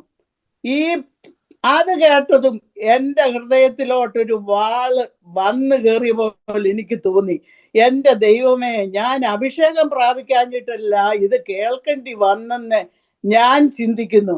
അതേസമയം ഞാൻ ചിന്തിച്ചത് തോമാച്ചാൻ അറിയുന്നില്ല, പാസ്റ്റർ അറിയുന്നില്ല. പാസ്റ്റർ ഹൃദയത്തിൽ പറഞ്ഞു, ഇന്ന് അമ്മുക്കുട്ടി അഭിഷേകം പ്രാപിക്കുകയാണെങ്കിൽ ഞാൻ ഡൽഹിയിലെ വേല വിട്ടിട്ട് ചാന്ദിഗഡി സുവിശേഷ വേലയ്ക്ക് വേണ്ടി പോകും, അതിനാൽ ഞാൻ ഇത് ദൈവഹിതമാണെന്ന് അറിയുമെന്ന് അച്ചായൻ മനസ്സിൽ ചിന്തിക്കുകയും എൻ്റെ ഹൃദയത്തിലോട്ടൊരു വാള് വരികയും ഞാൻ അന്യഭാഷകളിൽ സംസാരിക്കാൻ തുടങ്ങി. അവിടെ പാട്ടില്ല, കൊട്ടില്ല, യാതൊന്നുമില്ല. അന്യഭാഷകൾ ഞാൻ നിറയപ്പെട്ടു, വിവിധ ഭാഷകളിൽ സംസാരിക്കാൻ തുടങ്ങി. പിന്നെ ഒരു ഭാഷ എൻ്റെ വായി വരത്തില്ല.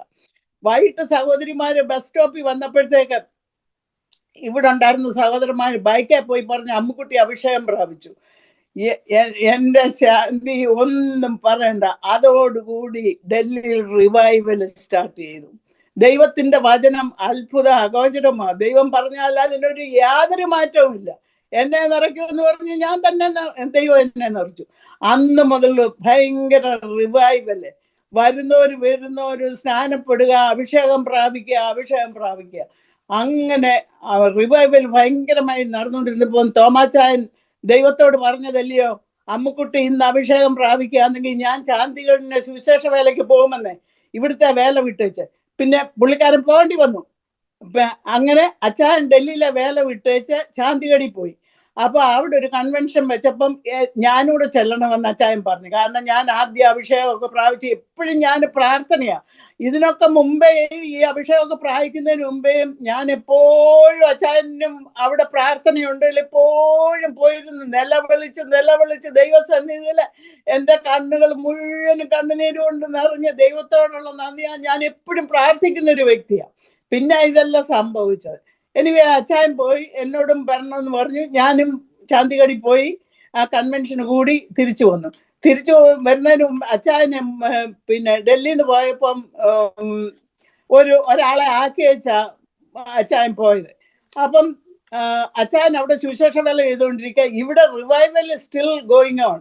തിമോത്തി എന്ന് പറയുന്ന ഒരു ബ്രദറിനെ ആക്കി വെച്ചാ പോയത്. അപ്പൊ ഞങ്ങൾ ഒരു ദിവസം വൈകിട്ടത്തെ മീറ്റിങ്ങിന് അവിടെ, അതിനു മുമ്പേ ഈ പാസ്റ്റർ അല്ല തിമോത്തി, ഒരു ബ്രദറാ. പുള്ളി ഒരു ഫാസ്റ്റിംഗ് ആൻഡ് പ്രയർ തീരുമാനിച്ചു. ഞങ്ങളുടെ ഹോസ്റ്റലിൽ നിന്ന് 2 പേര് ആ ഫാസ്റ്റിംഗ് ആൻഡ് പ്രയറിന് ഇരുന്നു. ഒരു ആംഗ്ലോ ഇന്ത്യൻ ലേഡിയും വേറെ നമ്മുടെ ഒരു മലയാളിയും. അത് രണ്ടാമത്തെ ദിവസം ആയപ്പം ഈ മലയാളി നേഴ്സിന്റെ ശരീരത്തിൽ നിന്ന് ഭൂതവങ്ങളി. അപ്പൊ ഞങ്ങൾ പ്രയറിന്, വൈകിട്ടത്തെ പ്രയറിന് അവിടെ ചെന്നപ്പം ഈ ഭൂതമിളകിയ സഹോദരി ഒരു ബെഡേല് ഇങ്ങനെ ഹോൾവേ കിടക്കുക. അപ്പൊ ഞങ്ങളോട് പറഞ്ഞു, ചിരിക്കണ്ട, ഞാൻ 2-3 പേരുടെ ദേഹത്തൂടെ കയറിയിട്ടേ പോകത്തുള്ളൂ എന്ന് പറഞ്ഞു. അപ്പൊ ഈ തിമോത്തി എന്നെ വിളിച്ചു പറഞ്ഞു, അമ്മുക്കുട്ടി നമ്മൾ പ്രാർത്ഥിക്കാൻ പോകാം, അമ്മുക്കുട്ടി വേണം നടുക്കിരിക്കാൻ. കാരണം ഞാൻ ആ ഭയങ്കര ആത്മാവിന്റെ ഭയങ്കര ശക്തിയാ, വിവിധ ഭാഷകളിലെ. അപ്പൊ അങ്ങനെ പറഞ്ഞപ്പം എനിക്ക് അല്പ ഭയമുണ്ടായി. ഞാൻ കൊച്ചു പെണ്ണല്ലയോ. ഏതായാലും പ്രാർത്ഥിക്കാനിരുന്നു. ഞങ്ങള് അന്ന് ഉള്ള യൗവനക്കാർ മുഴുവനും ആത്മാഭിഷേകം പ്രാപിച്ച് തീയിൽ നിൽക്കുക. ഈ പുള്ളിക്കാരിയെ നടുക്കോട്ട് വെച്ചു. പുള്ളി പറഞ്ഞ പോലെ ഞങ്ങളെല്ലാം ചുറ്റും ഇരുന്നു. ദൈവത്തിന്റെ ആത്മാവിന്റെ ശക്തി അങ്ങ് വ്യാപരിച്ചു. എൻ്റെ കയ്യിലിരുന്ന ബൈബിൾ എടുത്ത് ദൈവത്തിന്റെ ശക്തിയാൽ 3 പ്രാവശ്യം ഈ പുള്ളിക്കാരിയുടെ തലയിൽ വീശി. പുള്ളി താഴെ വീണു. കാർമേഘം പോലെ മുഖമെല്ലാം കറുത്ത് അങ്ങനെ ഇരുന്ന ആ സമയത്താ നിങ്ങൾക്കൊക്കെ അറിയാമോന്ന് എനിക്കറിയത്തില്ല.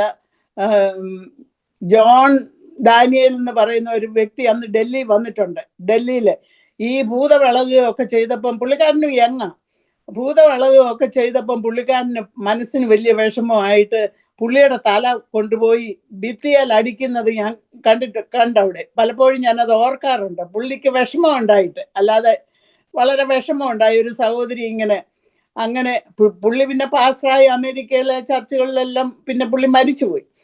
അങ്ങനെ ഇരുന്ന് ഞങ്ങൾ വിചാരിച്ച് ഈ പുള്ളിക്കാരി അവിടെ അങ്ങ് താമസിക്കുക വന്നേ. ഞങ്ങളും പിള്ളേരില്ലയോ. ഞങ്ങൾ ഹോസ്റ്റലിൽ പോയി ആഹാരം കഴിച്ചുകൊണ്ടിരുന്നപ്പം ഈ സഹോദരി അവിടെ വന്നിട്ടുണ്ട്. ബസ് കയറി പുള്ളി അങ്ങ് വന്ന ഹോൾവേ നിൽക്കുന്നു. ഞങ്ങൾ അനങ്ങാൻ പോയില്ല. ഞങ്ങൾക്കും പേടിയുണ്ട്.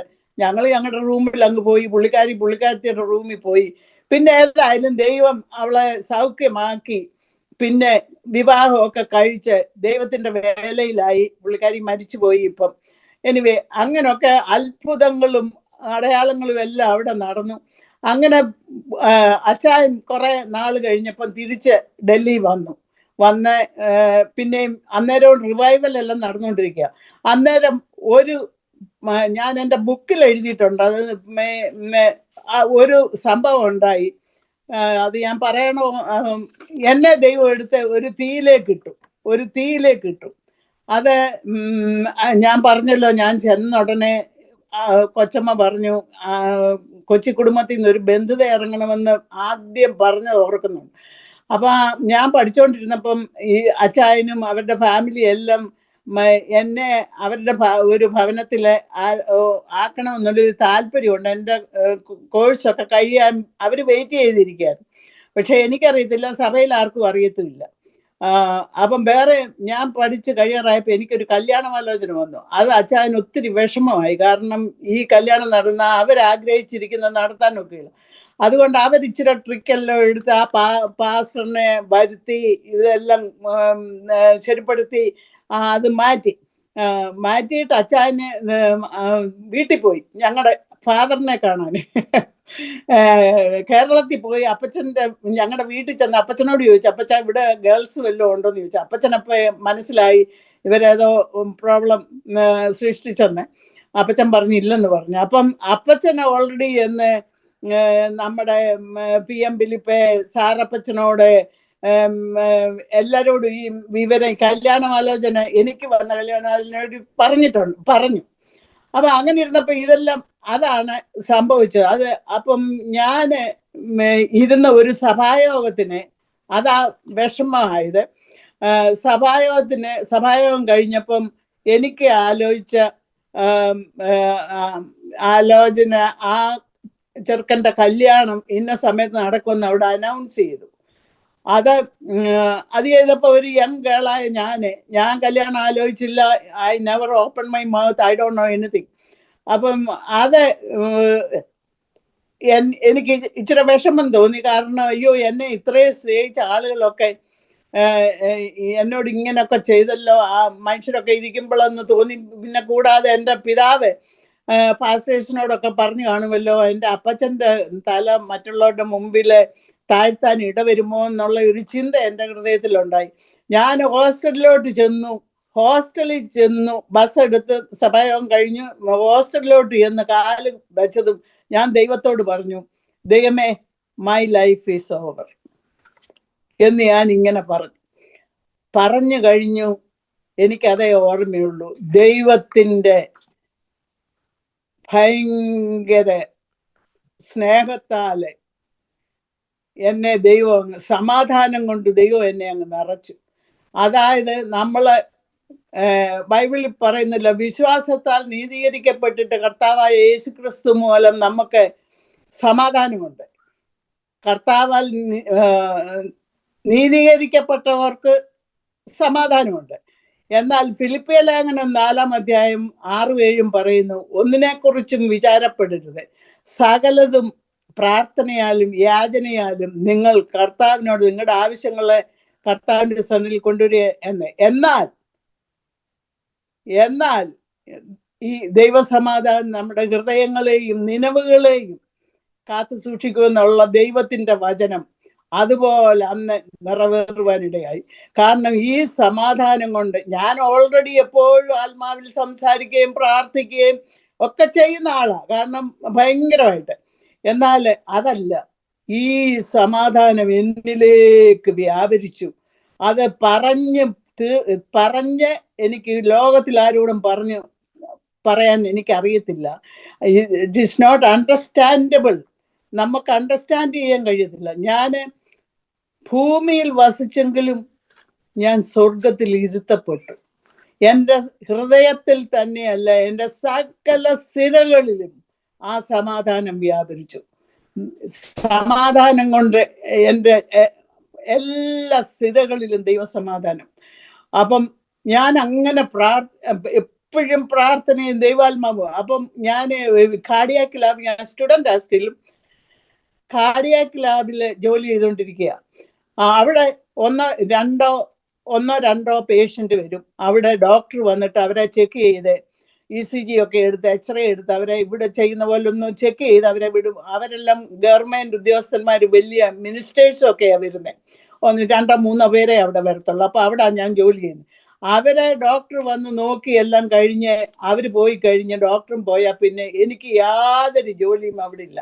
അവിടുത്തെ ആളുകളെല്ലാം എക്സ്റേ ടെക്നീഷ്യൻസും എല്ലാം ചുമ്മാതെ അവിടെ ഒക്കെ ഇരിക്കുക. ഞാൻ ഓരോ റൂമുകളൊക്കെ ഒത്തിരി എംറ്റി ആയിട്ട് കിടപ്പണം. ഞാൻ ആ റൂമിൽ കയറി പിന്നെ ദൈവമായിട്ടാണ് എൻ്റെ ആത്മാവിൽ കണ്ണുനീര് കുടുകുടാന്ന് ദൈവസ്നേഹത്താൽ നിറയപ്പെട്ട് ഞാൻ ആത്മാവിനാൽ അവിടെ മുഴുവൻ സമയവും ഇരുന്ന് ദൈവത്താൽ അങ്ങനെ ഇരുന്ന ഒരു സമയം, ഒരു ദിവസം ഞാൻ എൻ്റെ റൂമിൽ ചെന്നു, ജോലി കഴിഞ്ഞ് റൂമിലോട്ട് ചെന്നു,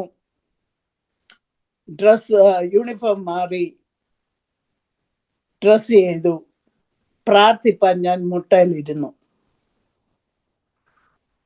അതിനു മുമ്പേ സംഭവിക്കാത്തതും അതിനുശേഷം സംഭവിക്കാത്തതുമായ ഒരു കാര്യം അവിടെ ഉണ്ടായി. അതെന്താണെന്നാൽ സ്വർഗത്തിലെ ദൈവം, പരിശുദ്ധാത്മാവാകുന്ന ദൈവം ആ റൂമിലേക്ക് ഇറങ്ങി വന്നു. ഞാൻ മുട്ടിന്മേൽ ഇരുന്നതും ദൈവത്തിൻ്റെ ആത്മാവിൻ്റെ ശക്തി. പക്ഷെ അവിടെ യാതൊന്നും ഞാൻ കണ്ടില്ല, ലൈറ്റനിങ്ങോ തണ്ടറിങ്ങോ ഒന്നുമില്ല. നമ്മൾ ഇരുന്ന് സംസാരിക്കുന്നത് പോലെ തന്നെ ചിലപ്പം ആരും വിശ്വസിക്കത്തില്ല. പക്ഷേ ഇറ്റ് ഹാപ്പൻ ടു മീ. ഞാൻ മുട്ടിന്മേലിരിക്കുകയാണ്, എന്നോട് ചോദിക്കുകയാണ് ആദ്യം. കാരണം ഞാൻ പല കാര്യങ്ങളിൽ എൻ്റെ ഹൃദയം ചോദ്യങ്ങളുണ്ടായിരുന്നു. ആ ചോദ്യങ്ങൾക്കെല്ലാം ദൈവം മറുപടി തരികയാണ്. അവിടെ വേറെ ആരുമില്ല, ഞാനും ദൈവവും. ആദ്യം എന്നോട് ചോദിച്ചു, വാട്ട് ഈസ് ഫെയ്ത്ത്? വിശ്വാസം എന്നാൽ എന്ത്? എന്നോട് ചോദിക്കുക. ആയതിനു ശേഷം അതിൻ്റെ മറുപടി പറയുകയാണ്, faith is above all things എന്ന് പറഞ്ഞിട്ട് പൂർവ്വപിതാക്കന്മാരുടെ വിശ്വാസത്തെക്കുറിച്ച് സംസാരിച്ചു. ആയതിനു ശേഷം എന്നോട് പറഞ്ഞു, മകളെ, നിന്റെ തല നീ ഒന്ന് ഉയർത്തി ആ കടലിനപ്പുറത്തേക്കൊന്ന് നോക്കുക. വെള്ളവസ്ത്രധാരികളായ ഒരു കൂട്ടം ജനം ആ കടലിനപ്പുറേ നിൽക്കുന്നു. നീ വിചാരിക്കുന്നുവോ അവർ അക്ഷരീയമായി ആ കടൽ കടന്നുവെന്ന്? അല്ല, ഒരിക്കലുമല്ല. ബൈ ഫെയ്ത്ത്, വിശ്വാസത്താൽ. അങ്ങനെ വിശ്വാസത്തെക്കുറിച്ച് ദൈവം എന്നോട് പറഞ്ഞേച്ച് ഒടുവിൽ പറഞ്ഞു, മകളെ, നിന്റെ പിതാവ് അത്ഭുതം കൂറുമാറ് ഞാൻ നിനക്ക് വേണ്ടി വഴികളെ തുറക്കാൻ പോകുന്നു. അതൊരു പ്രവാചനിൽ കൂടെ അല്ല, ബൈബിള് വായിച്ചതിലല്ല, പ്രാർത്ഥിച്ചപ്പോഴല്ല, ഒന്നുമല്ല. സ്വർഗസ്ഥനായ ദൈവം തന്നെ എന്നോട് പറഞ്ഞു, മകളെ, ഞാൻ നിന്റെ പിതാവ് അത്ഭുതം കൂറുമാറ് ഞാൻ നിനക്ക് വേണ്ടി വഴികളെ തുറക്കാൻ പോകുന്നു. അത് പറഞ്ഞു കഴിഞ്ഞ് ഒരു 1.5 ആഴ്ച ഇനി എങ്ങനെ ദൈവം വഴികളെ തുറന്നെന്ന്, whatever God said, he did everything accurately. അപ്പം ഒരു 1.5-2 ആഴ്ച കഴിഞ്ഞു. ഞാൻ ഒരു മെഡിക്കൽ ഫ്ലോറിൽ ഞങ്ങളുടെ ജോലിക്ക് വേണ്ടി രാത്രിയിൽ 11 മണിയായപ്പോൾ അവിടെ ചെന്ന് ഞാൻ റിപ്പോർട്ട് എടുത്തില്ല. അങ്ങോട്ട് കയറാൻ തുടങ്ങിയ ഉടനെ ഒരു ആള് റൂമിൻ്റെ ഫ്രണ്ടിൽ വന്നു. ഒരു സുമുഖനായ ഒരു മനുഷ്യൻ, വളരെ ഹാൻസം, ടോൾ. എന്നോട് പറഞ്ഞു, sister, I want a cup of tea എന്ന് പറഞ്ഞു. ഞാൻ പറഞ്ഞു, when I make the tea I will give you എന്ന് പറഞ്ഞു. കാരണം ഈ നേഴ്സസ് ഒക്കെ ആദ്യം ഫ്ലോറിൽ ചെന്ന് എല്ലാം ഒന്ന് സെറ്റിലായി എല്ലാം നോക്കി റിപ്പോർട്ടും ഒക്കെ എടുത്തൊക്കെ കഴിയുമ്പോൾ അവർ നൈറ്റ് ഡ്യൂട്ടി ഒക്കെ ചെയ്യുമ്പോൾ ഒരു ടീയോ കോഫിയോ ഒക്കെ ഉണ്ടാക്കുന്ന പതിവാണ്. അപ്പം ഞാൻ ഈ ടീ ഉണ്ടാക്കിയപ്പോൾ ഇദ്ദേഹത്തെ വിളിച്ച് ഞാൻ ഒരു കപ്പ് ടീ കൊടുത്തു. അപ്പോൾ അന്ന് രാത്രി മുഴുവനും പുള്ളിയുടെ ഫാദർ സ്ട്രോക്കായിട്ട് അവിടെ അഡ്മിറ്റാണ്. അന്ന് രാത്രി മുഴുവനും ഒരു നോർത്ത് ഇന്ത്യൻ ഡോക്ടറുണ്ട് ഈ പേഷ്യൻറ്റിൻ്റെ കൂടെ. All the time he was there, that doctor. അപ്പോൾ ഒരു 4 മണിയായപ്പോൾ ഈ പേഷ്യൻ്റ് പുള്ളിയുടെ ഫാദർ അങ്ങ് മരിച്ചുപോയി. അപ്പോൾ ഒരു ഓർഡർലിയും ഈ കണ്ട മനുഷ്യനും കൂടെ ഈ ബോഡി എടുത്തൊരു സ്ട്രെച്ചറെ വെച്ച് മോർഗിലേക്ക് കൊണ്ടുപോകാനായിട്ട് വന്നപ്പോൾ ഞാൻ നിൽക്കുന്ന റൂമിൻ്റെ ഫ്രണ്ടിൽ വന്നിച്ച് എന്നോട് പറഞ്ഞു, sister, thank you very much for everything എന്നോട് പറഞ്ഞു. പുള്ളി ബോർഡിങ് കൊണ്ടങ്ങ് പോയി. അപ്പോൾ ഇതാരാ ഏതാണെന്നൊന്നും എനിക്കറിയത്തില്ല. 3-4 ദിവസം കഴിഞ്ഞപ്പോൾ ഈ നോക്കിക്കൊണ്ടിരുന്ന ഡോക്ടർ ഉണ്ടല്ലോ, നോർത്ത് ഇന്ത്യൻ ഡോക്ടർ, എൻ്റെ അടുക്ക് വന്ന് പറഞ്ഞു, sister, mister A.K. Nag is asking for you എന്ന് പറഞ്ഞു. അപ്പോൾ ചോദിച്ചു വന്നപ്പോഴാണ് മനസ്സിലായി he was A deputy minister. അപ്പം ദൈവം അവിടെ ആ മനുഷ്യനെ അവിടെ എനിക്ക് വേണ്ടി കൊണ്ടുവന്നതാണെന്ന് ഞാൻ റിയലി തിങ്കിങ്. അപ്പം ആ ഡോക്ടർ പറഞ്ഞു, mister A.K. Nag is asking for you, if you want anything he will do it for you എന്ന് പറഞ്ഞു. അപ്പം ഞാൻ വിചാരിച്ചു, കുറച്ച് നാൾ കഴിഞ്ഞപ്പോൾ ഞാൻ വിചാരിച്ചു, എന്നാൽ ഒരു പാസ്പോർട്ടിന് ഒരു ഫോം ഒന്ന് സൈൻ ചെയ്ത് വെക്കാം എന്ന് വിചാരിച്ചു. ഞാൻ ആരുടെ ഇടയ്ക്ക് പോവുകയോ ആരോടും ചോദിക്കുകയോ ഒന്നും ഞാൻ ചെയ്തിട്ടില്ല. എനിക്കറിയത്തില്ല ഇതൊക്കെ എങ്ങനെയാ നടന്നെന്ന്. I was a very young girl and a strange place. എങ്ങനെയാ നടന്നെന്നൊന്നും എനിക്കറിയത്തില്ല. എൻ്റെ ദൈവം അങ്ങ് ഓരോ വിഷയങ്ങളും പുഷ് ചെയ്യാൻ. അപ്പം ഞാനൊരു സ്കൂട്ടർ എടുത്ത് ഇന്ത്യ ഗേറ്റിലാണ് ഈ A.K. Nag. അപ്പം ഞാൻ ഇന്ത്യ ഗേറ്റിൽ ചെന്നപ്പോൾ അവിടെ പുള്ളിയെ ആർക്കും കാണാനൊക്കത്തില്ല. 3 സെക്യൂരിറ്റി കഴിഞ്ഞിട്ടേ പുള്ളിയെ കാണാനൊക്കത്തുള്ളൂ. ഞാൻ ആദ്യത്തെ സെക്യൂരിറ്റി ചെന്നു. ഏതായാലും ദൈവം അവിടെ പ്രവർത്തിച്ചു, എന്നെ കയറ്റി വിട്ട്, 2-ലും കയറ്റി വിട്ട്, 3-ഉം കയറ്റി വിട്ട് ഞാൻ പുള്ളിയുടെ ഓഫീസിൽ ചെന്ന് കാര്യമൊക്കെ പറഞ്ഞ് ഈ ഫോം സൈൻ ചെയ്ത് തിരിച്ച് ഞാൻ ഇതെടുത്ത് വന്നു കഴിഞ്ഞോടനെ എൻ്റെ സിസ്റ്റർ ട്യൂട്ടർ എന്നെ പഠിപ്പിച്ചുകൊണ്ടിരിക്കുന്ന സിസ്റ്റർ ട്യൂട്ടർ എൻ്റെ റൂമിൽ വന്നിട്ട് എന്നോട് പറഞ്ഞു, Ammakutty, did you get a letter from college of nursing? ഞാൻ പറഞ്ഞു, സിസ്റ്റർ അവിടെ വന്നിട്ടുണ്ട്, ഞാൻ അങ്ങനെ നോക്കിയില്ലെന്ന് പറഞ്ഞു. എന്നെ ഒന്ന് കാണിക്കാൻ പറഞ്ഞു. ഞാൻ എടുത്ത് കാണിച്ചപ്പം കോളേജ് ഓഫ് നഴ്സിംഗിന്ന് ഇവിടുന്ന് കാനഡയിൽ നിന്ന് കോളേജ് ഓഫ് നഴ്സിംഗിന്ന് എലിജിബിലിറ്റി ലെറ്റർ വന്നതാ. ഞാനതൊന്നും ചെയ്തില്ല. ഞാൻ അവിടെ ബോക്സിനകത്ത് വെച്ചു. സിസ്റ്റർ ഇത് കണ്ടപ്പോൾ എന്നോട് പറഞ്ഞു, അമ്മക്കുട്ടി, യു ഷുഡ് അപ്ലൈ എന്നും പറഞ്ഞ് എന്നെ ഇത് ചെയ്തു. അങ്ങനെ ഞാൻ 3 ഹോസ്പിറ്റലിലേക്ക് ഇവിടെ അപ്ലൈ ചെയ്തു. അപ്പം സഡൻലി ഈ 3 ഹോസ്പിറ്റലിൽ നിന്നും എനിക്ക് വേക്കൻസി, എലിജിബിലിറ്റി ലെറ്റർ ഓൾറെഡി വന്നു. ഇവിടെ വന്ന എക്സാമിനേഷൻ എഴുതാൻ 3 ഹോസ്പിറ്റലിൽ നിന്ന് ജോലി. അപ്പം ഈ സിസ്റ്റർ ട്യൂട്ടർ എന്നെ എൻകറേജ് ചെയ്തു, നീ പോകണോ അങ്ങനെ എന്നൊക്കെ പറഞ്ഞു. അപ്പം ഞാൻ വിചാരിച്ചു, എന്നാൽ ഇനി ഒരു പാസ്പോർട്ട് എടുക്കാം എന്ന് വിചാരിച്ച് ഞാൻ ഇതുപോലെ തന്നെ സ്കൂട്ടർ ഇതെടുത്ത് ഞാൻ A.K. Nagന്റെ ഓഫീസിൽ ചെന്ന് ഞാൻ ഈ വിവരം പറഞ്ഞ് ഞാനിങ്ങനെ കാനഡയ്ക്ക് പോകാൻ തയ്യാറാകുക. അതുകൊണ്ട് എനിക്ക് പാസ്പോർട്ട് വേണമെന്ന് പറഞ്ഞു. ഉടനെ അവരുടെയൊക്കെ ഓഫീസിൽ ചെന്ന് കയറാനൊന്നും നോക്കത്തില്ല. It's you know is a very well man. ഉടനെ പുള്ളി സെക്രട്ടറിയെ വിളിച്ചു. സെക്രട്ടറിയെ വിളിച്ചു പറഞ്ഞു പാസ്പോർട്ട് തയ്യാറാക്കണമെന്ന് പറഞ്ഞു. അപ്പോൾ എന്നോട് പറഞ്ഞു തയ്യാറാകുമ്പം വിളിക്കാം എന്നും പറഞ്ഞ് ഞാൻ ഇങ്ങ് പോരുന്നു ഹോസ്പിറ്റലിൽ. 3 ദിവസം കഴിഞ്ഞപ്പോൾ പാസ്പോർട്ട് ഈസ് റെഡി. ഞാൻ തിരിച്ചു പോയി പാസ്പോർട്ട് വാങ്ങിച്ചു. പുള്ളി ഒരു ചെറിയ പാർട്ടി അവിടെ വെച്ച് നടത്തി. ഈ ഏക്കനാകെ മിനിസ്റ്റർ നടത്തി. അങ്ങനെ ഞാൻ തിരിച്ച് ഹോസ്പിറ്റലിൽ വന്നു. അപ്പൊ പിന്നെ ഞാൻ വിചാരിച്ചോട്ടാ ഈ പാസ്പോർട്ടായി, എന്നാ എനിക്കൊരു വിസയ്ക്ക് വേണ്ടി ഞാൻ ഒരു ലെറ്റർ അയച്ചായിരുന്നു. അതിന്റെ മറുപടി കണ്ടില്ല. എന്നാ അവിടം വരെ ഒന്ന് പോകാമെന്ന് വിചാരിച്ചു. ഞാൻ തന്നെ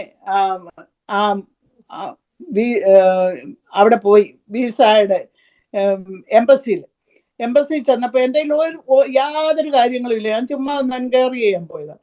അവിടെ ചെന്നപ്പോൾ ഡെസ്കിൽ ഇരിക്കുന്നവർ എന്നോട് ചോദിച്ചു, where is all your documents? ഞാൻ പറഞ്ഞു I don't have any documents, ഞാൻ ഒന്ന് എൻക്വയറി ചെയ്യാൻ വന്നതാന്ന് പറഞ്ഞു. ഉടനെ എന്നോട് പറഞ്ഞു എന്നാൽ അവിടെ ഇരിക്കാൻ പറഞ്ഞു.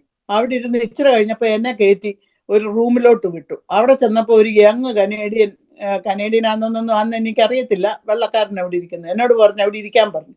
എന്നോട് പറഞ്ഞു വേർ ഈസ് യുവർ ഡോക്യുമെന്റ്സ്? ഞാൻ പറഞ്ഞു എൻ്റെ കയ്യിൽ ഒരു ഡോക്യുമെന്റ്സും ഇല്ല, ഞാൻ ചുമ്മാ അതൊന്ന് എൻക്വയറി ചെയ്യാൻ വന്നതാ എന്ന് പറഞ്ഞു. ഉടനെ എന്നോട് ചോദിച്ചു why are you so hurry to go to Canada? ഞാൻ പറഞ്ഞു, അപ്പൊ എൻ്റെ വായി ദൈവം തന്നത് ഇതാ. ഞാൻ പറഞ്ഞു എൻ്റെ friends are going, so I like to go with എന്ന് പറഞ്ഞു.